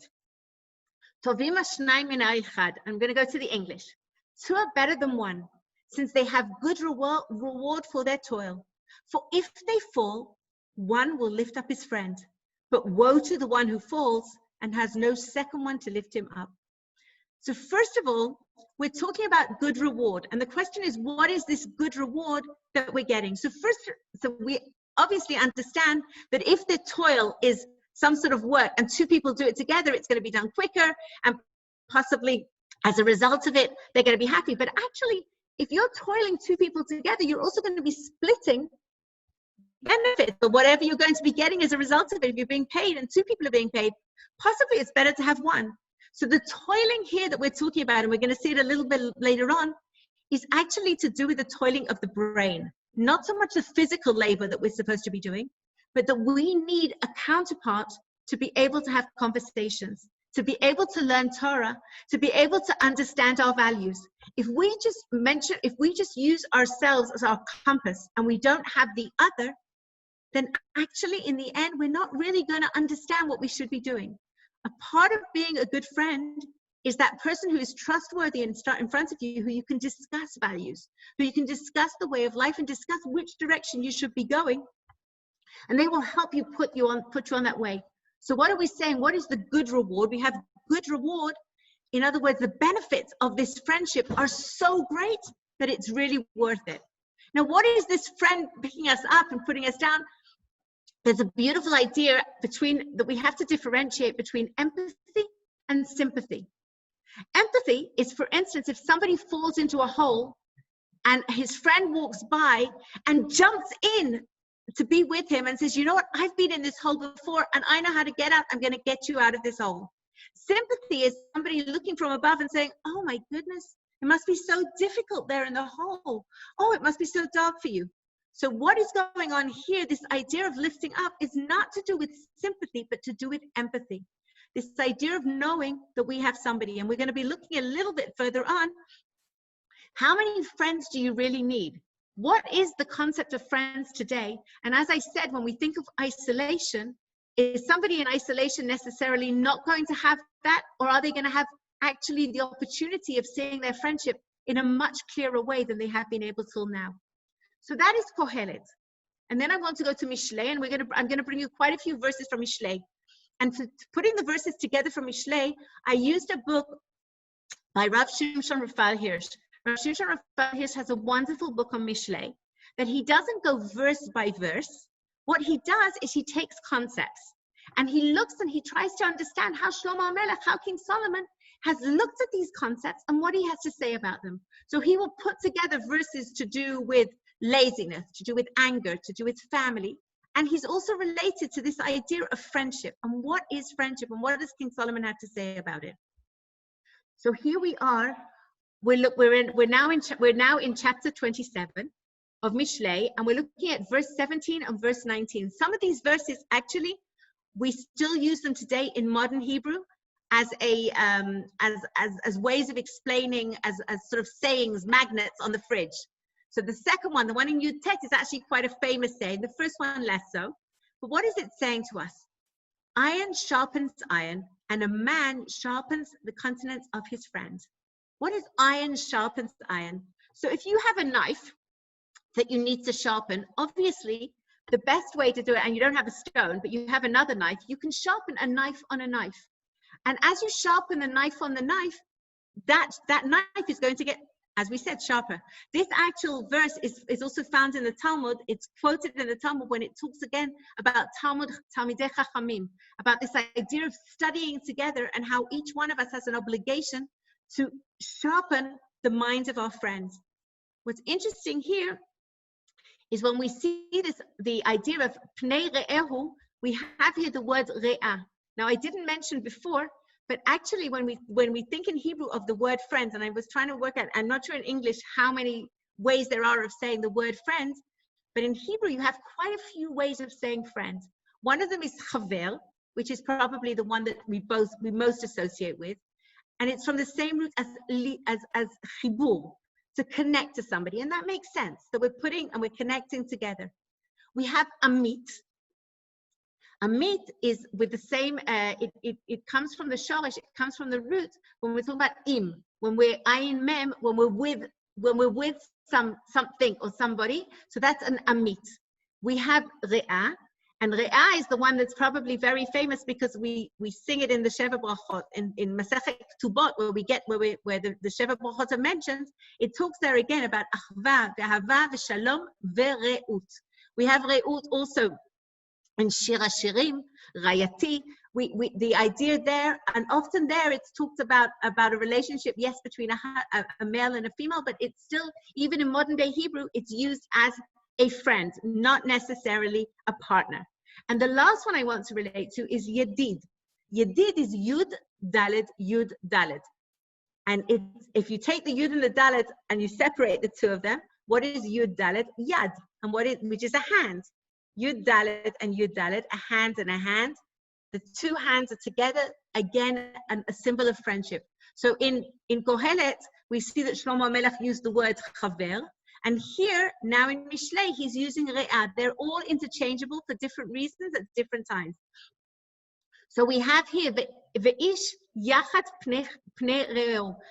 The whole thing of the face, the understanding that when we're sharpening, we're coming together, the faces are coming together, and we are able to do what we need to do and be the better, as I said, the better version of ourselves. The next one is interesting. K'mayim hapanim lepanim, ken lev ha'adam la'adam. As the water faces answers to face, so is the heart of man to man. When we look in water, we see a reflection of ourselves. If the water is clear, then we have clarity. And not only do we see a reflection of ourselves, we see all our flaws, our wrinkles, we see all the parts of our face that possibly we might not want to see, but we see it all there. If the waters are murky, then no matter how hard, we can't see what's going on. Now, Shlomo HaMelech, when he wants to talk about understanding, he uses the word lev. He uses the word in Mishlei Sechel a lot, but lev is about the inner understanding, usually the more emotional part of what's going on here. So is the heart of man to man. When we have a true friend, when you have somebody who, as I said, is an ezel keneged, at that moment, they are able to show you who you really are in a beautiful way, and also possibly sometimes in a way that might be slightly difficult to palate at that time. But if you trust the person in front of you, and friendship is a lot to do with trust, then you know that that person is saying it for the better good of yourself. You look into that, you walk into water. Your heart and your heart connects, and that is part of friendship as well. In Masechet Ta'anit, in the Gemara in Ta'anit, we have a very interesting phrase that also you may well have heard because it's used quite a lot in different ways, and that is chavruta or mituta, either companionship or death. Now, prior to this saying in the Gemara, we have a story about Choni. I don't know how many of you remember who Choni is, but Choni, when there was a drought in Israel, Choni was the person they went to and asked him to daven to Hashem. He had a very and said, I want water the way I want the water, I want it in. Hello? And so that is Choni. But what happens to Choni a little bit later on? Choni goes to sleep for 70 years under a carob tree. He goes to sleep. And when he wakes up for 70 years, there's a whole story of what happens, but eventually he ends up in a Beit Midrash. He ends up in a study hall. And he goes into the study hall and he realizes he doesn't know anybody there. All his friends, his 70 years on, nobody knows who he is. He doesn't know who they are. And he suddenly realizes he doesn't have a chevruta. He doesn't have a friend who he can study Torah with. He doesn't have the person who can sharpen his mind. He doesn't have the barzel. He doesn't have that person there. And then he says, oh my goodness, I feel like I'm not here anymore, that I no longer exist. Now, whether it means physical or spiritual, this idea again of being alone, sometimes you really feel that, hold on, I don't have a connection with anybody else in the world at the moment. So who am I? Where am I? What am I not? What's going on? So this is Chavruta or Mituta. And we're going to continue on a little bit further. We're going to continue on our journey to look at and to look at what Mishlei, what Shlomo HaMelech has to say about friends. Now, an interesting thing nowadays is if I was to ask somebody in their teens about friends, I'm not sure how long it would take. Maybe Facebook's a little bit passé now, but how long it would take for them to say, "Oh, friends, yeah, I've got loads of friends on Facebook." What is the way that Facebook has taken that word and used it in a very strange way enables a lot of people to think, hold on, I actually have a lot of friends. I have thousands of friends, in fact. So here we have Shlomo HaMelech saying, hold on. Many people call upon a man who promises them kindness. In other words, sometimes if we want to, we can bribe our way to have friends.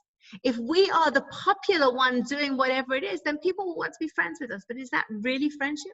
And then he goes on to say, but who can find a trustworthy man? And Rav Steinsaltz has a very interesting essay about friendship. And in that essay, he brings a story that answers this exact question. He addresses this verse in Mishlei, and he brings a story, and he claims this story was written, it's an Oriental romance written 150 years ago. That's what he writes. But I've seen this story in lots and lots of different versions, in lots of commentaries, on modern commentaries on this specific verse. A son says to his father, Daddy, I have 1,000 friends, hundreds of friends. I have so many friends. And the father says, really? And then he looks at his father and he says, Dad, how many friends do you have? He said, well, I have 1.5. You have 1.5 friends? And the father says, you know, let's go and do a trial to your friends and see really if they are or they aren't your friends. He sends him off with a bag, and in this bag, he's supposed to say that he was in a duel with the crown prince. This is the body, and he needs his friends to help him bury it and hide him. And basically, he goes to everybody, and everybody turns him away and says, you're a madman, go, leave, not here. And he goes to his father says, now go to my friends. And his father's friend says, you know, I don't like what you've done in any shape or form, but because you are my friend's son, I will help you and I will take care of you.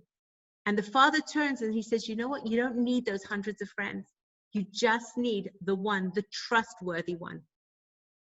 And of course, you can't talk about friends without Charlie Brown bringing his little bit in. And I'm going to move along because I don't have much time. Partly, I'm sorry, down to me because I was so inadequate with the technical things, and I'm apologizing for that. But I want to go back to the Torah. And when we go back to the Torah, if I was to ask you about friends again and friendship in the Torah, I presume most people would come up with this verse. The verse that we know in Vayikra, which, and Rabbi, I'm not sure whether Rabbi Rabbi Finn mentioned, Rabbi Akiva says is the Klal Gadol b'Torah. It's the important verse, not the important, but possibly the one that incorporates all that we think about when we think of Torah. But what is really important here is we always do the V'ahavta l'recha kamocha, but we don't finish the pasuk. And the finishing the pasuk is Ani Hashem, I am God. And you need to put those things together. Why? And there's a beautiful story that I don't have time to tell, so I'm not going to tell it in total, but it's about two friends who basically are willing to die each for the other, and they're brought in front of the king because the king nobody knows what to do with them, because each one's saying, yeah, I should be put to death, and the other one's saying, I should be put to death. And the king basically has them in the room alone, and he says, you know what, I'm going to save you both, but on one condition, that I'm your third friend. And Ahava, the numerical value of Ahava is 13. And if you have two people who love each other, and I'm talking here from a platonic, from a friendship perspective, two people who love each other, that's 13 Ahava, and 13 Ahava together makes 26, which is the numerical value of Hashem. So this idea of when there is true friendship, it's not only about the godly values and the way we need to look and how we need to wear, what we need to be doing with our lives, but Hashem is part of this friendship. Because as we're doing the things we need to do, Hashem comes and joins us and is with us. I'm going to jump over this a little bit. We have Charlie Brown again. And I'm going to leave Mishlei because I have to finish in a minute. And we have to look at Pirkei Avot, because Pirkei Avot is possibly the one thing that also comes to mind when I ask about a friend. We have to always remember that Pirkei Avot, a lot of what is said in Pirkei Avot, Mishlei was used almost as a blueprint. They look at psukim, often all sorts of psukim that were said in Mishlei, and afterwards they help them evolve into the words in the Mishnah. And what do we have here? We have here, Aseh lecha rav, kne lecha chaver, v'avei dan et kol adam lekaf zchut. Make yourself a rabbi, acquire a friend, and judge everyone favorably. Make for yourself a rabbi means a rabbi can't be a rabbi unless he has students. So you deciding that that person is going to be a rabbi, you're going to make him into the rabbi, because without you, he has no, if a rabbi in a community has no congruence, so he's a rabbi, but he's not a communal rabbi. Because of all of you, your rabbanim are communal rabbanim. So here, Aseh lecha rav, it's you actually making somebody your rabbi. Kne lecha chaver, what is this acquiring a friend? There are lots and lots of different answers, but it's all about a relationship. With Aseh lecha rav, we know that the rabbi is above the student. With Kne lecha chaver, it's a parallel, you're opposites each other. And the idea is that if you want to remain with a friendship, then it's about trust, it's about giving, it's about caring, it's about all the things that we need to receive, but we need to ensure that we're giving to somebody else. So by doing the things that we need to do, we will then be acquiring for ourselves the friend that we need. And the end of it, judging somebody favorably, I think it goes back to the friendship again. It's impossible to be that incredible person all the time. And the person opposite us, in the same way, also has failings. But if we look at them and we try and judge favorably, first of all, we shouldn't be, the answer that's always given is, first of all, don't judge, no judging. But if you are not going to judge, then you should be judging favorably. The idea here again is when I tried to look at what is the opposite of isolation, the opposite of isolation is contact. And I think when we come out of this pandemic, Israel's coming out of it a little bit quicker than you are. Please God, very shortly you will be coming out of it too. But when we come out of it, we can really, again, revalue this idea of what is friendship. What does it mean to be a friend to somebody else? And what is it to have a friend for myself? What does it mean to acquire a friend? And when we go back into the world, I think that the song at the end that you can all sing along to, I'm not going to sing for you, but don't walk in front of me, I may not follow. Don't walk behind me, I may not lead. Just walk beside me and be my friend. And together we can walk in the way of Hashem. If we now take these ideals and we remember that Derech Eretz Kadma LeTorah, but please God, on Friday morning, we again will be at Matan Torah. We will be standing there, even though it's a day that we are given the Torah, receiving the Torah we should be doing daily. But when we stand there and we realize that the person next to us, when it's Ish Echad Belev Echad, we are with other people our hearts are beating together. And I think that is what true friendship is. Be'ezrat Hashem, we should all be zocher. We don't need to have hundreds of friends, but to have that one good friend. And you know what? Not only have that one good friend, but to be that good friend. May you all have a wonderful Chag Sameach. May we continue, Be'ezrat Hashem, to hear B'sorot Tovot, good news. And may we utilize the sources to make us better people. Rebbeson, thank you so much. If you could just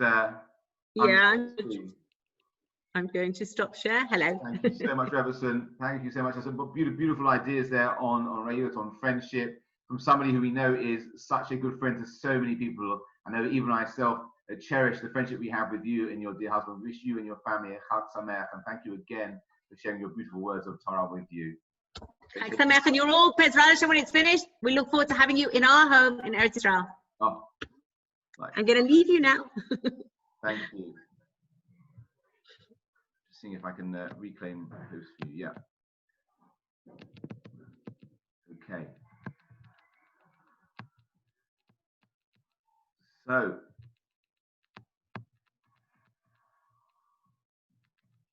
it's me. Can everybody see and hear me? Rabbi, can you put me back as, can you... Do you want me to introduce you? No, just pin me. Just make me speak of you.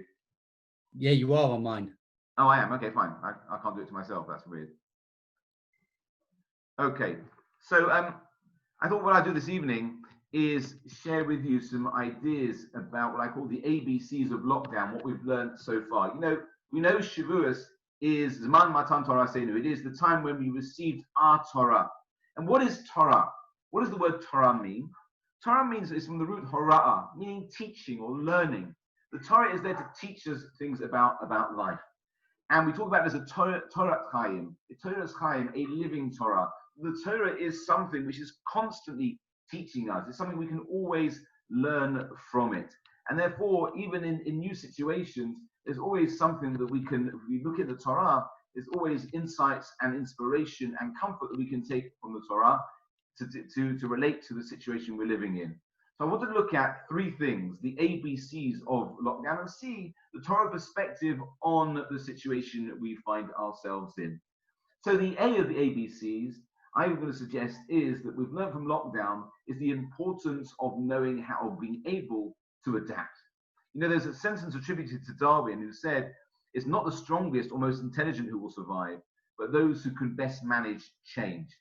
Now, what is it about Judaism that has allowed our ancestors to keep going through centuries of uncertainty, never knowing when the next expulsion or persecution would happen, or whether the friends of today would become the enemies of tomorrow? What is it about the faith that gives us, a people, the courage to manage change? You think about it, we are the people who've had to face so many changes through our own history. So I think there are three things. The first thing is, we've never lost our sense of identity, of who we were and why. You know, all of the Chagim, we say, Zeicher L'Yetzias Mitzrayim. Not just on Pesach, but on every of the Chagim, we say, this is a reminder of the going out of Egypt. We constantly remind ourselves, in fact, it's one of the 6 mitzvahs, constant memory of things we're meant to remember on a daily basis. The fact of where we came from, we originated. We started off as slaves and we made a journey through the desert to freedom. That's the first thing, to know where we've come from, what our identity is. That gives us the grounding to be able to adapt to any situation we find ourselves in. The second thing is, in whatever situation we've had, however dire, we've never lost a sense of hope. That God is with us, and as Hashem says, I'm with you together in your pain. To know that God is always with us, however distant that sometimes feels. And to know that, as we, you know, to know that the national anthem of the state of Israel, the word tikva is hope, because that really symbolizes our ability to deal with difficult situations, the ability to adapt, is when you have hope that if you're in a difficult time, it will get better. And thirdly, we've never forgotten our destination. We've never forgotten that we are working to build a world of justice and compassion, of peace. We may not have reached it, but we may have glimpsed it, as it were, from afar. And that we're working towards something. When you're working towards something, sometimes things come along and push you off course slightly. But if you remain focused on your goal, then you learn to adapt and work around those things. So if we can remember where we come from, if we remember where we're going and why, then we can handle any situation, because we have a map of values that don't change. And that's why perhaps we've learned in this time that a little bit of faith right now will help us through these turbulent times without being afraid. And there's another amazing thing about adapting. Because if you think about it, if you think back to Parshas Truma, that describes the construction of the Mishkan, the first collective house of prayer, of worship in the history of the Jewish people. The first, but not the last. As we know, it's eventually succeeded by the Beis HaMikdash in Yerushalayim. But if you focus just for a moment on Jewish history, you will reckon, and a moment that actually represents Jewish spirituality at its lowest ebb and its highest flight, it has to be the moment the temple was destroyed. Can you imagine what it must have been like to live in the times of the destruction of either the first or particularly, I would say, the second temple's destruction?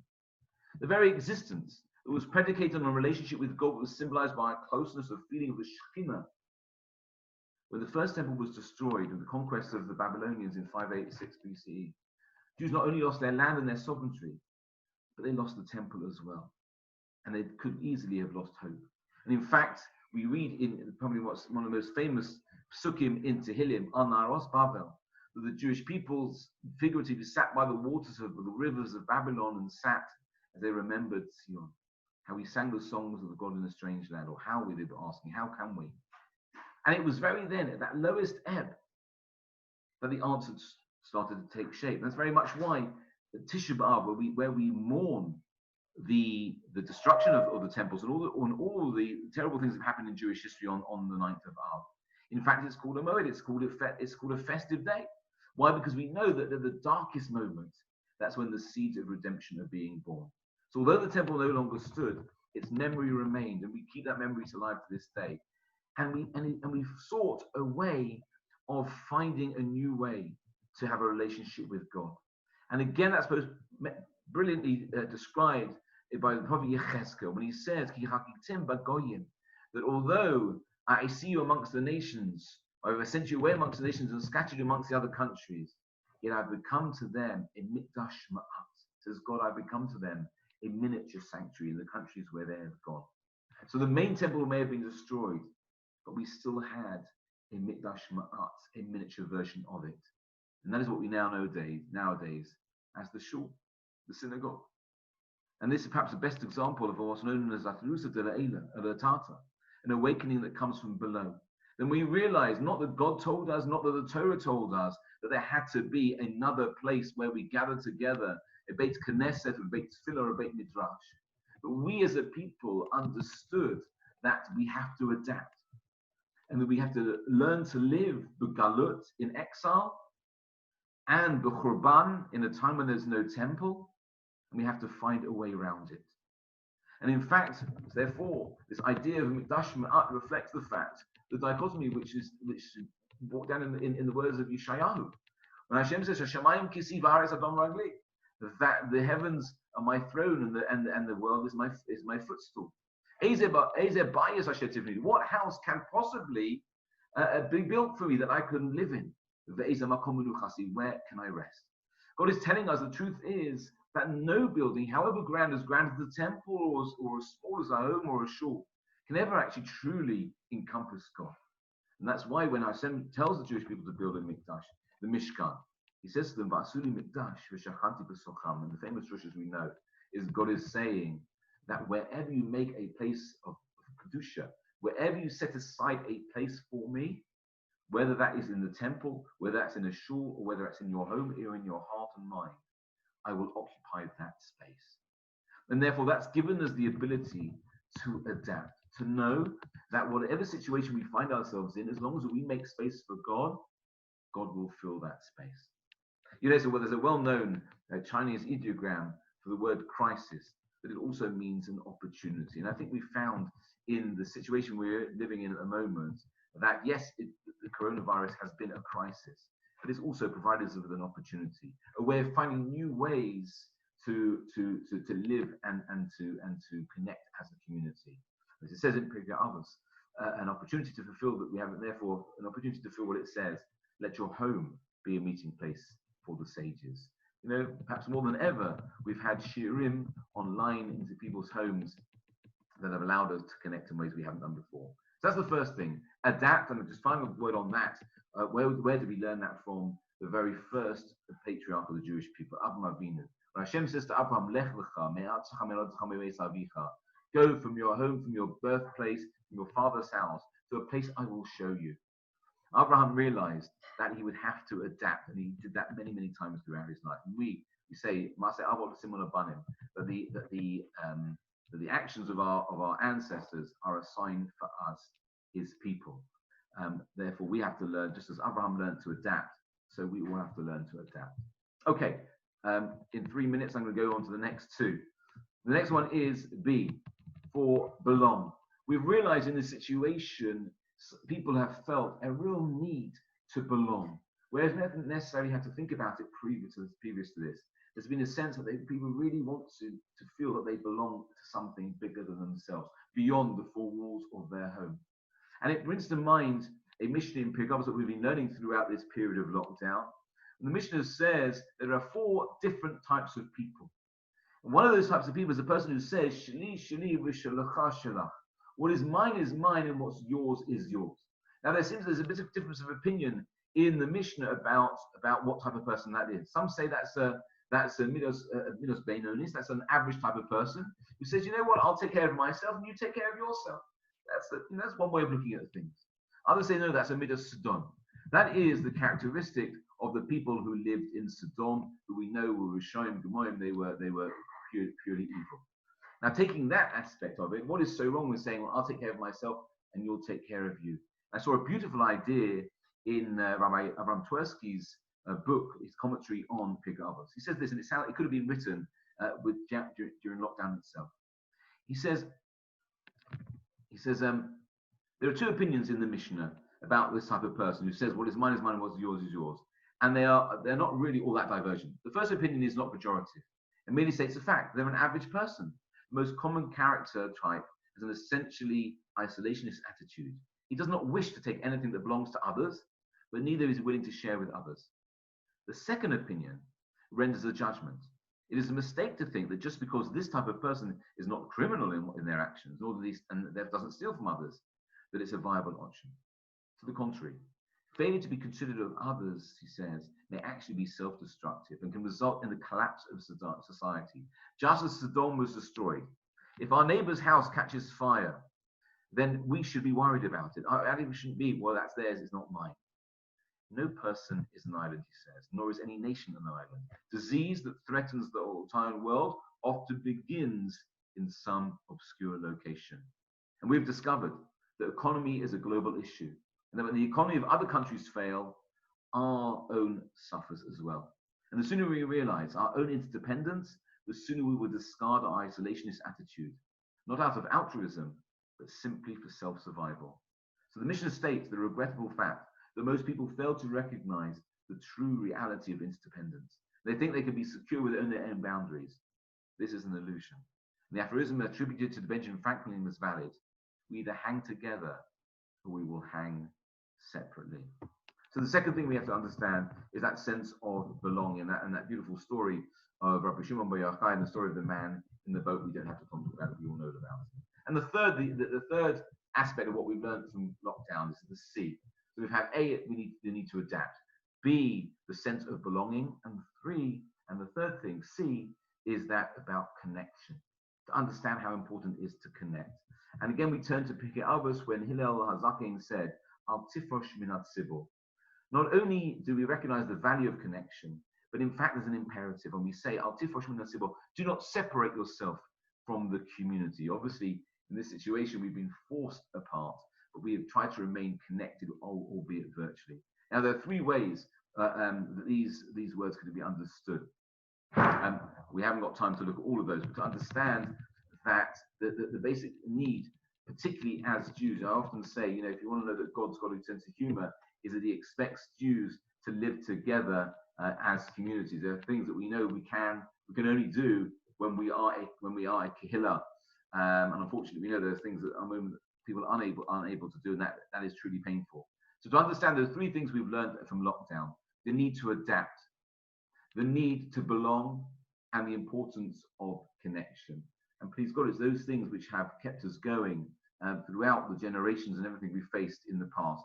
And please God, those will be the things which keep us going through the current situation until we're able to come together fully as a community. That should come b'mheira v'yameinu, please God, speedily in our time. And I wish you all a chag sameach, a happy, healthy, and an enjoyable Yom Tov. Okay, I'm now delighted to hand over to Rabbi Lieberman. He is with us. We're here. Ah, perfect timing, Rabbi. Perfect. I've been waiting for the last. I'm so sorry for taking 2 minutes of your time. Delighted to welcome the Rosh Kollel of Bournemouth Kollel, Rabbi Lieberman, who's going to speak about live and learn. Rabbi Lieberman, lovely to see you and welcome. Over to you. Thank you. I do hope that this prediction of the end of the lockdown is really on its way, because these Zoom shiurim are positively painful. My gratitude to those who switched on the videos. At least I know I'm not talking to a wall. We're getting used to it, but if I'm a little uneasy or a little hesitant, it's because I can't see you. So Thank you for listening all the same. And I'd like to share some thoughts on the upcoming Yom Tov. It's beautiful to have a Tikkun Leil, even if it isn't Tikkun Leil, but to be there to study Torah. You know, people do mock seders. A mock seder is almost a mockery because you can't do a seder the night before. There's no value intrinsically in eating matzah the night before Pesach or eating moror 2 weeks before Pesach. But when it comes to studying Torah, we can do this every night, really. It's just the custom is to do it on Shavuos night. So there's certainly a great value in getting together and thinking and discussing Torah ideas.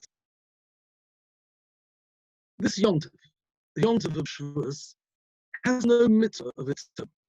There's no sukkah, there's no lulav, no 4 species, no matzah like Pesach, no mitzvahs of its own. On a biblical level, it's just a Yom Tov. It was a one-day Yom Tov, and nothing special seems to be happening. Of course, there's a custom to eat cheesecake, but somebody who doesn't eat cheesecake fulfills the mitzvah of Shavuos without, there's no minimum share of the size of an olive, how much cheesecake do you have to eat to fulfill, and more importantly, there's no maximum to how much cheesecake you have to eat to fulfill the minhag of eating cheesecake. It's a minhag, it's just a custom. We have the custom of decorating our homes and our shuls with flowers, also just a minhag, but there's no mitzvah. Why is that? Why is there no mitzvah that relates to this third of the 3 main festivals in the year? Pesach, Shavuos, and Sukkot. Pesach has mitzvahs, Sukkot has its own unique mitzvahs, but Shavuos is just a down mitzvah. The third custom is the one that we're commemorating tonight. We're studying Torah, and that mitzvah is a custom that's very prevalent. People stay up very late at night. I mean, it's easier in the UK than it is in South Africa or Israel even, where you get a really long night. But here, I remember when we moved from South Africa to England, and it was Shavuos night, and my father took me to shul, and we went to learn. And next thing I knew was what happens? The time flown, couldn't believe how short it was. But we still, staying until 3 in the morning studying is also an incredible achievement. It's something that we do willingly and lovingly, and it's come, in our minds, it's become almost an integral part of Shavuos. More impressive in our community here in Bournemouth is that people are staying tonight and tomorrow night. Like tonight we're doing it on Zoom, and tomorrow night, no doubt, everyone will be alone in their homes, and we'll stay up at least as long as it says in the halachas of Pesach, until we fall asleep. We'll be trying to study Torah. And it's always bothered me that this is such a central theme when it comes to this Yom Tov. Think back to what happened at Har Sinai. At Sinai on Shavuos, God revealed himself and he commanded us the 10 mitzvahs, the 10 commandments. Is the mitzvah of studying Torah one of those 10? It's not mentioned till right at the end, in Devarim, Deuteronomy, right at the end. There's no mention of Torah study in the 10 commandments. We are told that all of the 613 are commemorated within, or hinted at by the 10 commandments, but it still doesn't explain why Torah study is so central to this Yom Tov. We could commemorate the 613 mitzvahs. We could eat pomegranates. Do you know the pomegranates have 613 seeds? They don't. But we could have something with seeds to commemorate the numerous commandments that we accepted. We could perhaps have 10 pieces of cheesecake to commemorate the 10 commandments. Something that's more in line with what really happens. Why is Torah study so central? That's one question I'd like to think of. The second question is just looking at the verse that tells us to count the Omer. We're almost finished counting the Omer. Tonight is the very last day. And when you look at the pasuk, it says very, very clearly, the language used in that verse is Lachem Mimochras HaShabbos Tisperu Chamishim Yoim. you should count for 50 days. Quite clear. Count 50 days. We don't count for 50 days. We only count 49. And the source for that is longer than we have time for tonight. But if God wants us to count for 50 days, he should say 50. If he means 49, why is he saying 50? Why does the pasuk say Tisperu Chamishim Yoim, count 50, and really what we mean is 49? So what's the significance of Torah study? Why is it that Shavuos has no real mitzvah? And what does the Torah mean when it tells us to count 50 days if we're really only counting 49? The Gemara in Shabbos tells a story of a famous Talmudic scholar called Rava. And Rava was once engrossed in his learning, and he was sitting outside on a rock, and he was sitting there and sitting on his hands to help him concentrate. And you know, most people, when they study Gemara, they tend to do the shackle thing. They go like this, shackle, shackle. It's worse on Zoom than it is in life. Right? You see the guy come in and out and shackle, shackle, shackle, shackle. And Rava was doing the same. And as he did so and he's studying, of course, he's sitting on his hands, and his hands are rubbing along the stone, along the rock that he's sitting on, and his hands started to bleed. And Rava is so engrossed in his study that he didn't even notice that his hands were bleeding. And just then someone walked past, and he made a comment. And he said, "You people," he said, "you Jews, you're still as hasty as you were way back then. When it came to accepting the Torah, you said, you said we will do before you said we will listen. You were hasty. You jumped into it. You should have asked. 1 second. Does it say that? Who knows what we're going to be expected to do? Who knows what it would be like to keep Shabbos, to keep kosher, not to speak lashon hara about other people. There are challenging mitzvahs, but they didn't ask. You jumped in. You were hasty." And he said to Rava, "You still seem to have the same haste. I see you sitting here, rubbing your hands to the bleeding, and it doesn't bother you." That's the Gemara. And I always wonder, why is that? Why is Rava being challenged for his hastiness? There's something hasty in sitting on your hands until they bleed. Hasty. It seems like he's an absent-minded professor, perhaps, but not hasty. I'd like to suggest an explanation. You know, when it comes to counting the Omer, counting Sfiras Omer, the mitzvah is described in the Torah as follows. You should start counting Mimocharas HaShabbos, the day after Shabbos.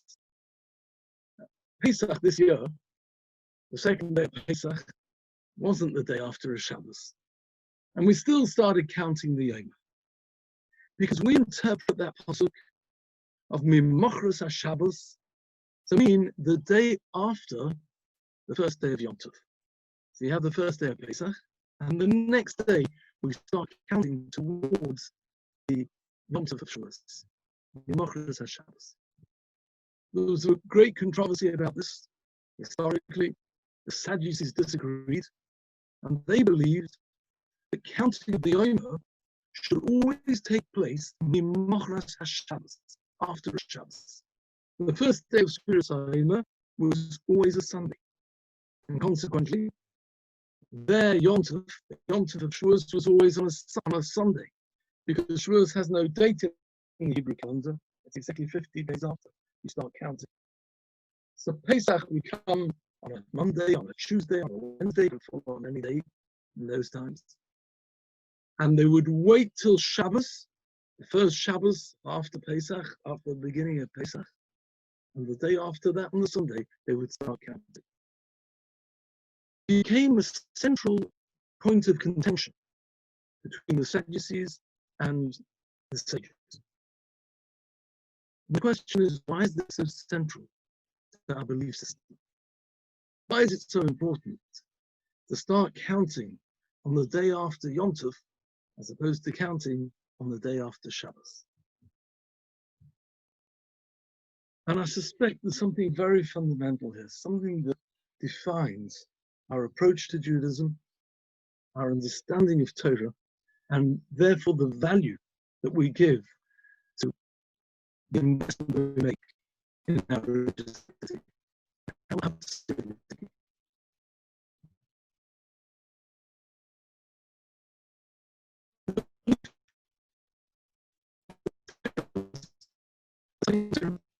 That fulfilling the mitzvahs of the Torah really makes is something that completely changes our attitude and develops an affinity and a connection with doing mitzvahs. A little mitzvah, putting a mitzvah on our doors. The halacha, the rules and the laws of Torah are so intricate. It has to be written by somebody with certain credentials, who knows how to write it with a certain type of ink, thinking the right thoughts, on a piece of parchment that has been processed a certain way. And if it's been done that way, then the mezuzah is kosher. If it doesn't, then the mezuzah is no good. It can be almost kosher. It can have most of the letters. It can have all the letters, but one of the letters is cracked. And because that one letter is cracked, halachically, that mezuzah has no power, has no effect. Can you sense when you put your hand on the mezuzah whether the mezuzah is kosher or not? I don't know anybody who can. It's a recognition that there's something spiritual that we don't really understand.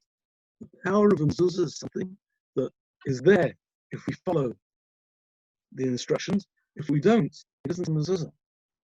And the same is true for Tefillin. And the same applies to a Sefer Torah. The same is true of all the mitzvahs that we do. The great value that the Torah gives to honoring our parents, looking after parents, handing a glass of water to anybody who needs it is a mitzvah. Handing it to a parent is a much greater mitzvah. But we don't necessarily feel that. We don't get a spiritual zap when we bench after we've eaten. And we bench correctly, we pronounce the words, we don't sense anything.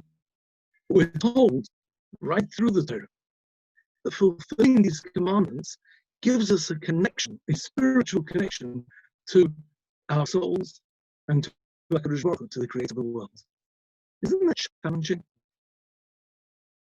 Mitzvahs that we understand, the mishpatim, giving charity, sharing and caring, loving each other as we love ourselves. These are mitzvahs that are much easier for us to fulfill.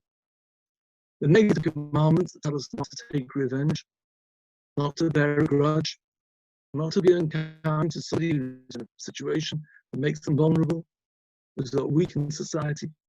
Those mitzvahs are relatively easy. They're nishma mitzvahs. They're mitzvahs that all of us naturally appreciate and understand. But the chukim, the statutes, those commands that don't really make a difference in our world, in our experience. The prohibition against wearing shatnez, mixture between linen and wool, doesn't feel different. It's just as comfortable as any other jacket. But we're told by the Torah that it makes a difference. The only way to understand those mitzvahs is to recognize that there's something divine, there's something beyond, there's something greater than our experience in this world. It's the belief in the power of mitzvah that Nasri for Nishma represents. And what that says to us is that if we're to connect to the life of Torah, we're going to have to go beyond the experience of just day-to-day life, the way that we know it physically and practically in this world. You're one of the most stunning statements, something we say every morning after the blessings on the Torah. We say Eilu Devarim, and we talk about various mitzvahs, and amongst those mitzvahs, there's a list that is impressive. Kibbud Avayim, respecting parents. Havas Hamis, attending a funeral and taking care of the needs of somebody who's passed away. Yom Tefillah, we talk about davening properly. Hachnos Kala, looking after the needs of a couple that have to get married. Tzedakah and chesed, kindness, are all mentioned in that Mishnah. And the Mishnah ends with Talmud Torah Keneged Kulam. Studying Torah is greater than all of them. Doesn't that seem a bit bizarre?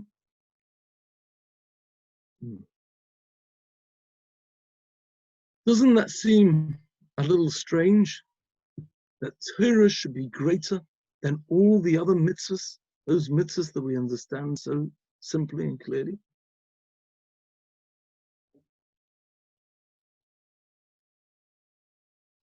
I suspect that when we study Torah, we're tuning into a mindset that is different than our own. We're linking with a philosophy, with an understanding of what the value of mitzvahs are. It takes us out of our simplistic vision of what good and perhaps evil really are. It challenges us to rethink what religion is meant to be about. It challenges us with an eye to personal relationships, and challenges us to sense whether we could go further, whether we should be doing more. All these things happen when a person engages with study, with thinking, analyzing religious practice. It's a chance to learn details of mitzvahs that we never knew existed, or appreciate mitzvahs that we've been doing for years, but now we do with greater depth and meaning. Torah study is something that brings to us the inner meaning of everything else that we do. It's almost like turning up the volume, turning up the power, increasing the electricity from 12 volts to 24 volts to 240 volts. It means running the whole system on a new operating system. And as powerful as the computer will be, it'll never be more powerful than its operating system. The Torah is the operating system. The study of Torah increases and develops our relationship with all the other mitzvahs that we have.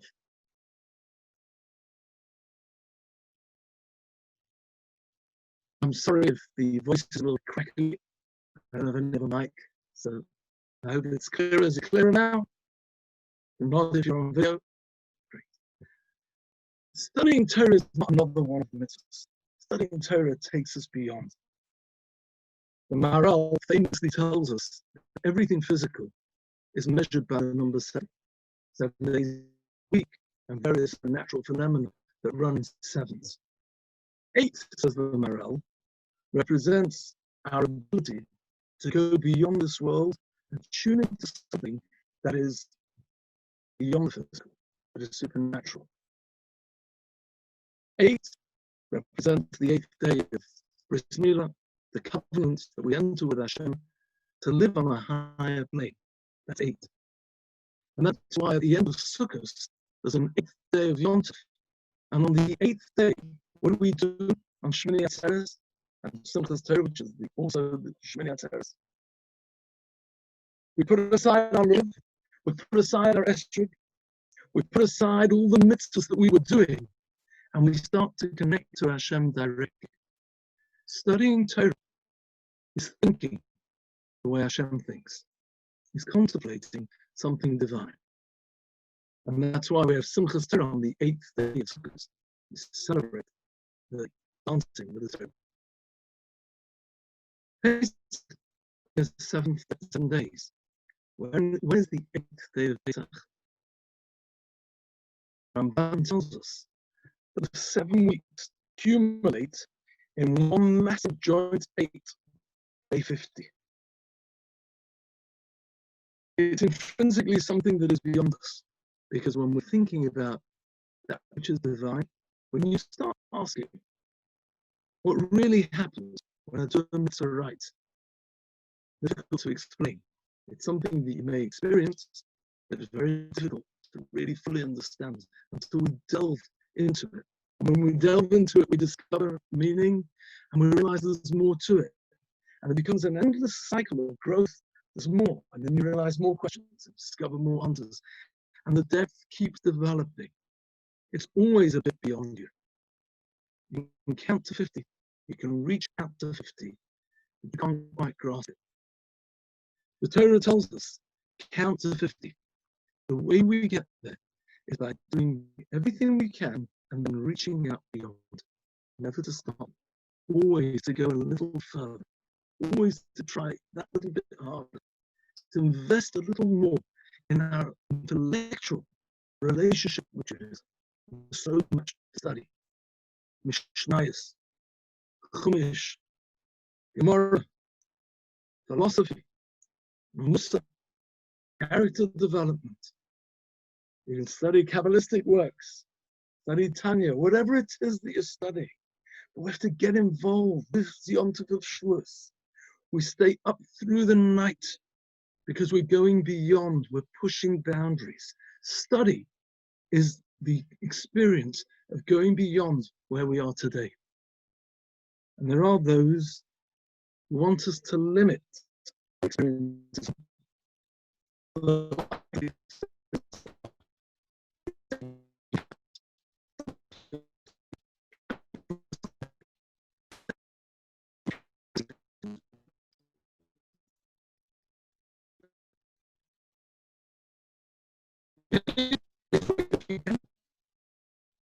Yes.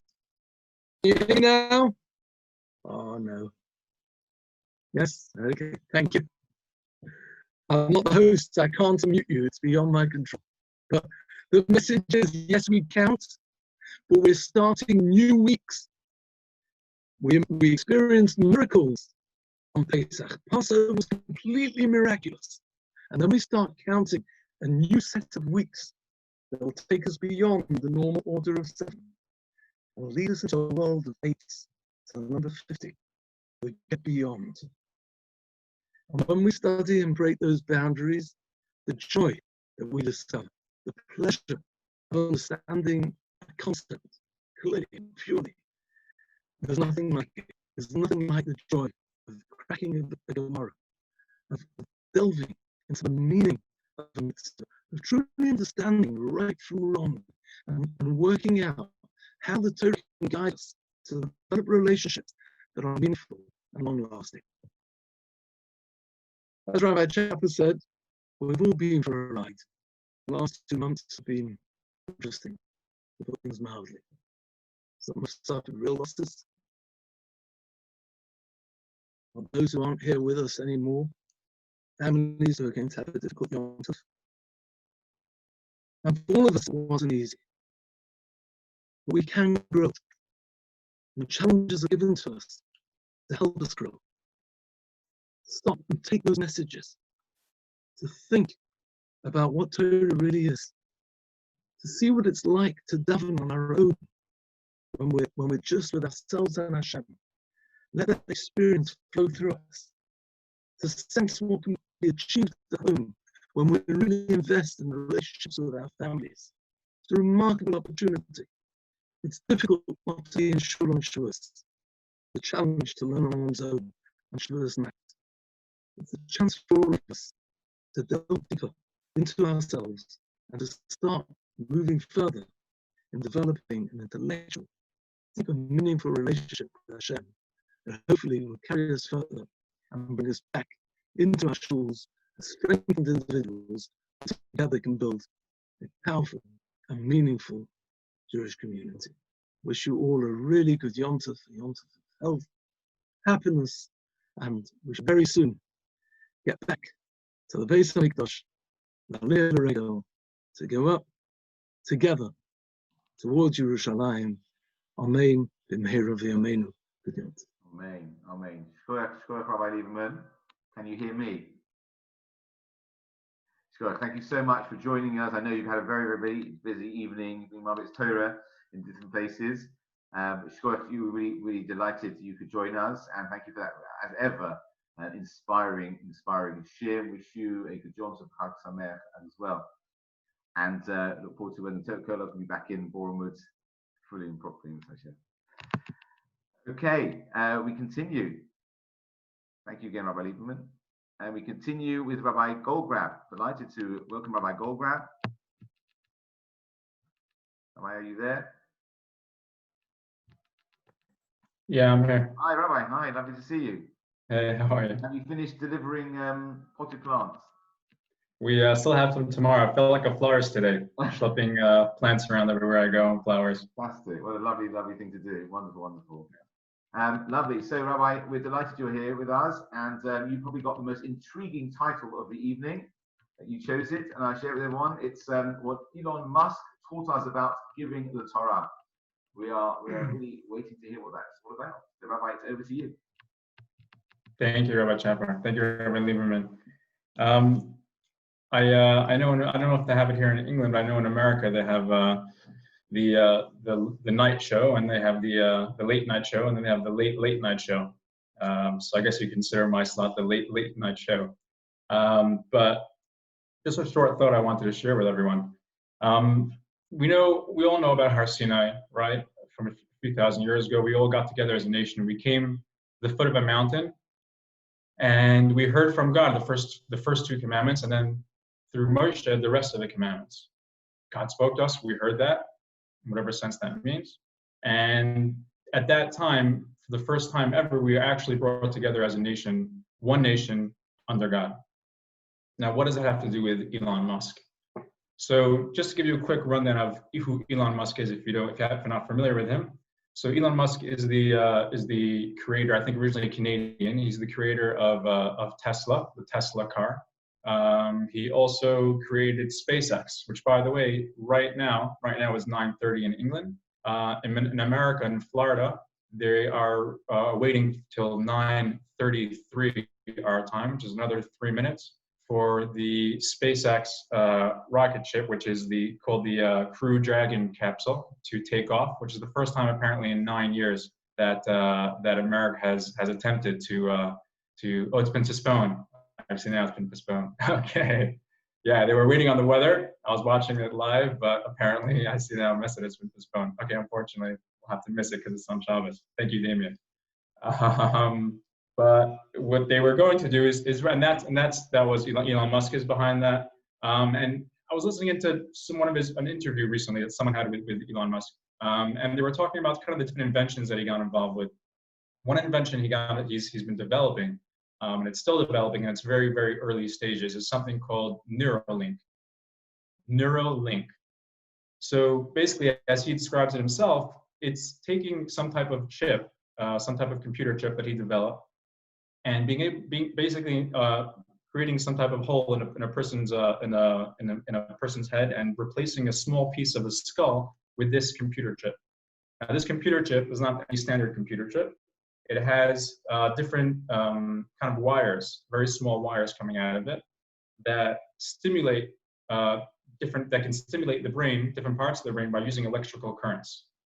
Now, people that are quadriplegic, or people who are disabled in other ways, people who can't move certain limbs or have certain brain dysfunction or it doesn't work in whatever disability it might be, what Elon Musk is trying to do is he's trying to take this chip and use the electrical currents from the Neuralink to stimulate those parts of the brain and get people's legs moving, maybe weren't able to walk before, get people maybe who had certain brain injuries to be able to have those parts of the brain work again. And it's an amazing thing that he's putting work into, and it's kind of in the really early stage, and we'll see where it goes. But at one point during the interview, and this is what I want to focus on, he's talking to the person interviewing him, and the guy says to him, well, what does Neuralink look like at a later stage, right? Now, at the first stage, it looks like helping fix brain damage. But at a later stage, what can you do with it? How far can you go with this chip in a human being's brain? And they talked about it. When Elon Musk basically ended up saying was in 15, 20 years, we could see this as not just a small chip, but as literally taking off the top of, let's say, a human's head and putting in all different types of transmitters to be able to stimulate parts of the brain. Now, most of us don't like thinking that that's going to actually happen, and it might not be the greatest thing. But what he said was, by doing that, he might even be able to create a universal language between human beings where we won't have to speak anymore. We won't have to talk. We won't have to use words. We won't have to use our mouths anymore. Just by being able to connect the different chips in different people's brains, they'll be able to stimulate different parts of the brain and create this universal language. It's kind of sounds like something telepathic, but it's not. We're working through computers, just working through technology, and we wouldn't have to use speech anymore. So the host that's interviewing him actually says to him, he says, well, that sounds interesting. That sounds really cool, but that sounds like, who wants that to happen? We're human beings. We like our speech. We like words. We like using speech to talk to people, to hear from people, right? I'm using speech right now. This is what we've done for thousands of years.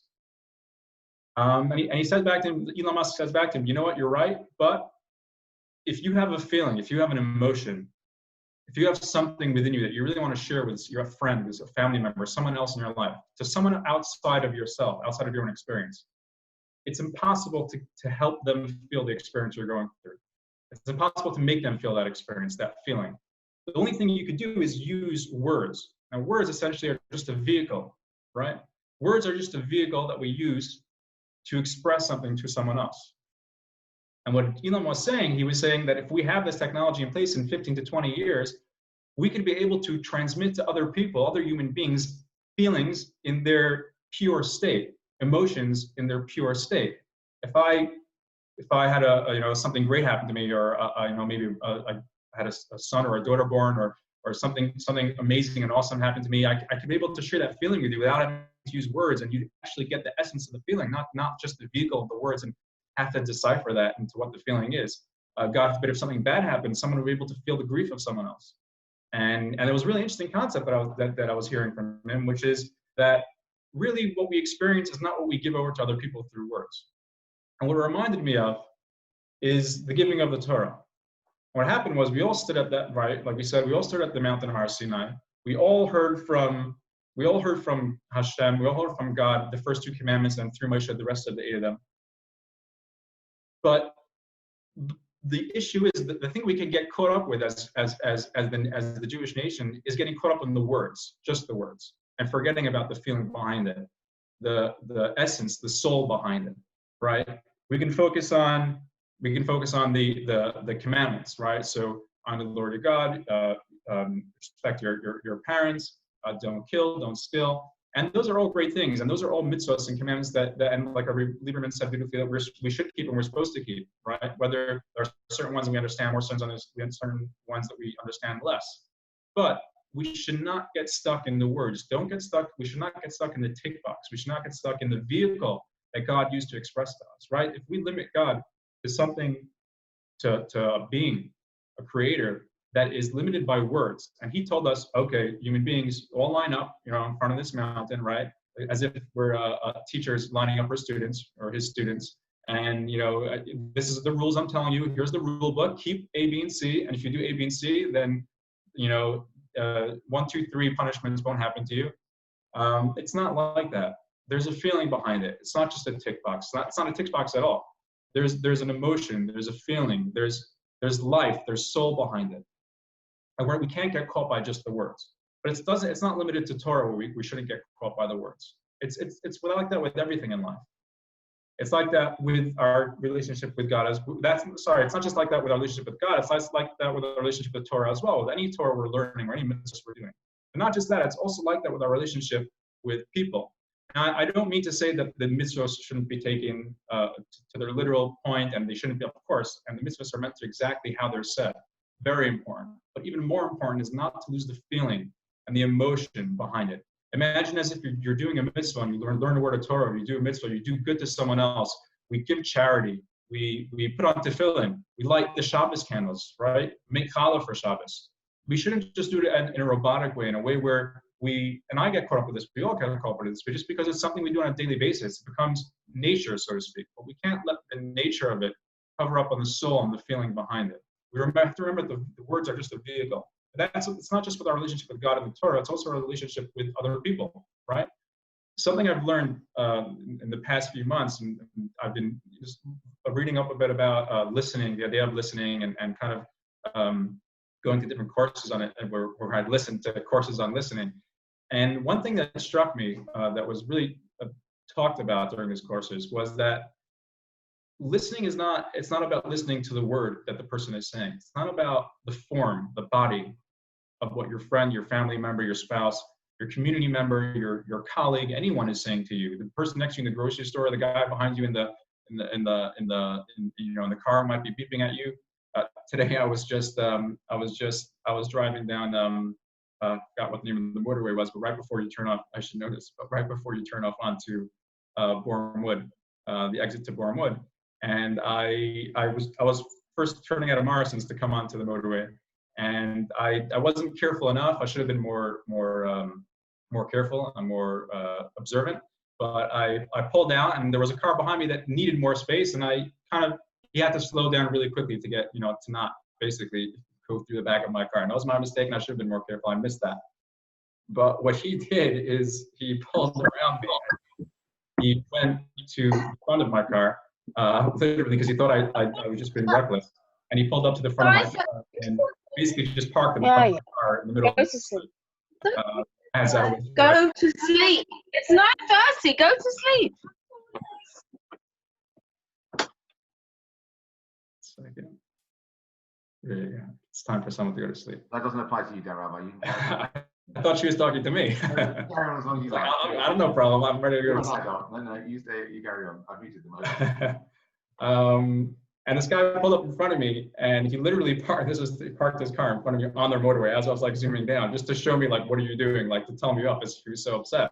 So my first instinct obviously was to start beeping, and like, what are you doing? And what I did was I just sat back and I waited. I just waited. I didn't beep. I didn't honk my horn. I didn't, wave my fists out the window, and I waited. And I saw he was waiting. It was about 25 seconds. He was just waiting. This car is literally lining up behind me. Everyone's probably thought there was just some type of accident or something. And that was it. And he moved on. Now, if I got caught up in his, well, he didn't use words, but in the form, in the body, and the externals of what he was doing, I would have got really upset. What are you doing? You're stopping in front of my car. I wasn't purposely being reckless. It was just a mistake. And I would have started, me, I'm from New York. I'm a bit of we like using the horn in New York, but I could have done that. And what I did was I said, what's he feeling? He's upset because he was driving down the highway. All of a sudden, someone, pulls in front of him, slows down, almost causes an accident, and it gets him upset. And I get that. And you know what? He's right. I should have been more careful, and I got that. And I connected to more of his feeling rather than the form or the externals of what he was showing. And I think that's what Har Sinai was telling us as well. That it's not, when God gave the Torah and he said the words, he used the commandments. He wasn't. He was as if he was saying in the background, please, please, please don't just stick with words. Words are the most important. Commandments are important, 100%. That's exactly what I'm giving to you. But don't forget about the feeling. Don't forget about the emotions. Don't forget about the love and what that person is trying to say. And that's what your fellow person is trying to say to you. Don't listen to their words. Listen to what they're feeling of what they're trying to tell you. And that's something I learned from listening. And that's relationships, again, with God, with the Torah, and with other people. Just to end off with a short story, and I love saying this story. And if you've heard this story from me before, please forgive me. I apologize. But there was once a great rabbi by the name of the Baal Shem Tov, who actually started the Hasidic movement in the 1700s or late 1600s. And there was one point he was very into simplicity, into engaging the simple farmer and finding the love and the spirituality behind the farm, behind the simple people. He didn't focus on the big scholars and the huge Talmidei Chachamim and the people who knew the Torah backwards and forwards. He thought that the Judaism kind of forgot about the regular people, and there was a lot that the regular people had to give. And there was a story that goes that he was praying in his shul once, and he had a shul. And he had a congregant that came in, a simple farmer that came in, didn't really know how to read the siddur or read Hebrew or anything. And he opened the siddur, and he started fumbling around, looking around. And the Baal Shem Tov, his name is Rabbi Yisrael Baal Shem Tov. Baal Shem Tov really means the owner of a good name. That's what they called him. But the Baal Shem Tov went and approached him and said, "What's going on?" And the guy said, well, you know, Rabbi, I'd love to pray and I'd love to be involved with the shul prayers, but I just don't know how to read. I don't know how to read Hebrew. I don't know the order of the prayers. So what the rabbi did is he helped him with translating the words, and the main issue the guy had was he didn't know the order of the prayers. So what the Baal Shem Tov did was he took markers, bookmarks, and put it throughout the siddur so the man knows this is what we start with, this is what we continue with, this is what we end off with. The man was so happy. That was it. Fine. He was so thanked the Baal Shem Tov profusely, and that was it. The prayers were over. The Baal Shem Tov left the room, left the shul. And as he was leaving, this man, the simple man, was so happy. He started dancing in joy. Now I know how to pray to God. Now I know how to connect to God in a way that I didn't know before. And in his joy, he was jumping up and down. He drops his siddur, and lo and behold, all of his bookmarks fly out all over the place. And he's grabbing them from the air, trying to grab them from the floor, trying to remember where they were in the siddur. But alas, there was no hope, and he couldn't find where they would go. So he dashes out the door. He starts chasing after the Baal Shem Tov, looking for him. Where did he go? Where did he go? Maybe he can help me put them back in. He chases. He sees far in the distance. He sees the Baal Shem Tov kind of already on his way, going back somewhere. And he chases after him, chases, and then he comes to like a brook, like a kind of a small river, a little stream of water that you're not able to get across just by walking across. You need kind of like a plank or a bridge or something. And he comes to it, and he sees from a distance the Baal Shem Tov takes out some type of handkerchief or something. And I don't know, and don't ask me how he did this, but through some Kabbalistic way, this is how the story goes. He puts down his handkerchief and somehow uses it as like think of Aladdin, but he uses as kind of a bridge to cross the water. Again, I don't know how that works, but that's the story. And he makes it to the other side, and he continues. And this man gets this river, and he says, "How am I going to do that?" So he's out of his simplicity, he's like, "I'll try it as well." You know, faith in God, simple faith. So he whips out his handkerchief, he throws it across, and lo and behold, he could also make it across. He walks straight over the water, just walking on his handkerchief, good to go. Finally, he casts up to the Baal Shem Tov, grabs onto the coat of the Baal Shem Tov and says, "You know, stop right there. I know you helped me out. I thank you, but I was dancing in joy. Bookmarks flew everywhere. I don't know what to do now. They're all over the place. How am I going to know how to pray? What am I going to do? I'm back. I'm going to be able to press now. I'm back to where I started." The Baal Shem Tov says, wait. Stop for a second. Were you following me the whole time? And this simple farmer says, "Yeah, I was." The Baal Shem Tov says, "But yet I just crossed over that brook of water, and how did you? I know how I did it, right? But how did you do it?" So the man says, "What do you mean? I saw what you did. I saw you took out your handkerchief, you threw it on the floor. I helped you go across. You made it across, and that was it. And that's what I did, and I made it across." So the Baal Shem Tov looks at him and he says, "You know what? Don't change the way you're praying. Leave the bookmarks out. Continue what you're doing. You're doing a perfect job. You're connected. Don't worry." I love that story because the Baal Shem Tov was showing him that it's not about the words. The words are important. The words are beautiful, but you remember that they're signposts. They're just pointing you where to go. They're vehicles to take you from point A to point B. But if you stay in the vehicle when you get to point B and you just sit there all day, right? You'll become a car potato, like a couch potato. You're not going anywhere. You have to get out of the vehicle. You have to realize what the vehicle is bringing you to. Where is it signposting you to? And with all of us, with our lives, hopefully we can look in ourselves a bit this Shavuos and see that, yeah, it's not about the externals of God, the externals of Torah, the externals of our fellow person. It's about the feeling. It's about the emotion. It's about the meaning and the soul behind it. You know, let's not sit in the vehicle. Let's get out of the vehicle and experience the world. Everyone have a beautiful, beautiful Shavuos, and stay safe, and keep sane and keep happy. Have a beautiful Shavuos, everyone. Rabbi, thank you so much. Thank you for sharing those beautiful ideas with us. And sorry, there's my children need to go to bed now. But thank you so much. And Pleasure. Chag Sameach to you and a good Yom Tov. Thank you so much for joining our program as well. Really, really pleased to share your ideas. My pleasure. Thank you, everyone, for joining in. Thank you so much. Okay, there's going to be a little bit of a break now. People also grab a coffee or something stronger, whatever they like, until we come back at 10 o'clock for the DCM Tikkun Leil after party. If you're old enough, you can stay up for that. If you're young enough, you're going to stay up for that as well. There's going to be sorry, some moth just attacked me there. There's going to be a cocktail making demonstration with Yitzhak Grant, then followed by a shir by Rabbi Joe Wolfson. Rabbi Finn, have I forgotten anything?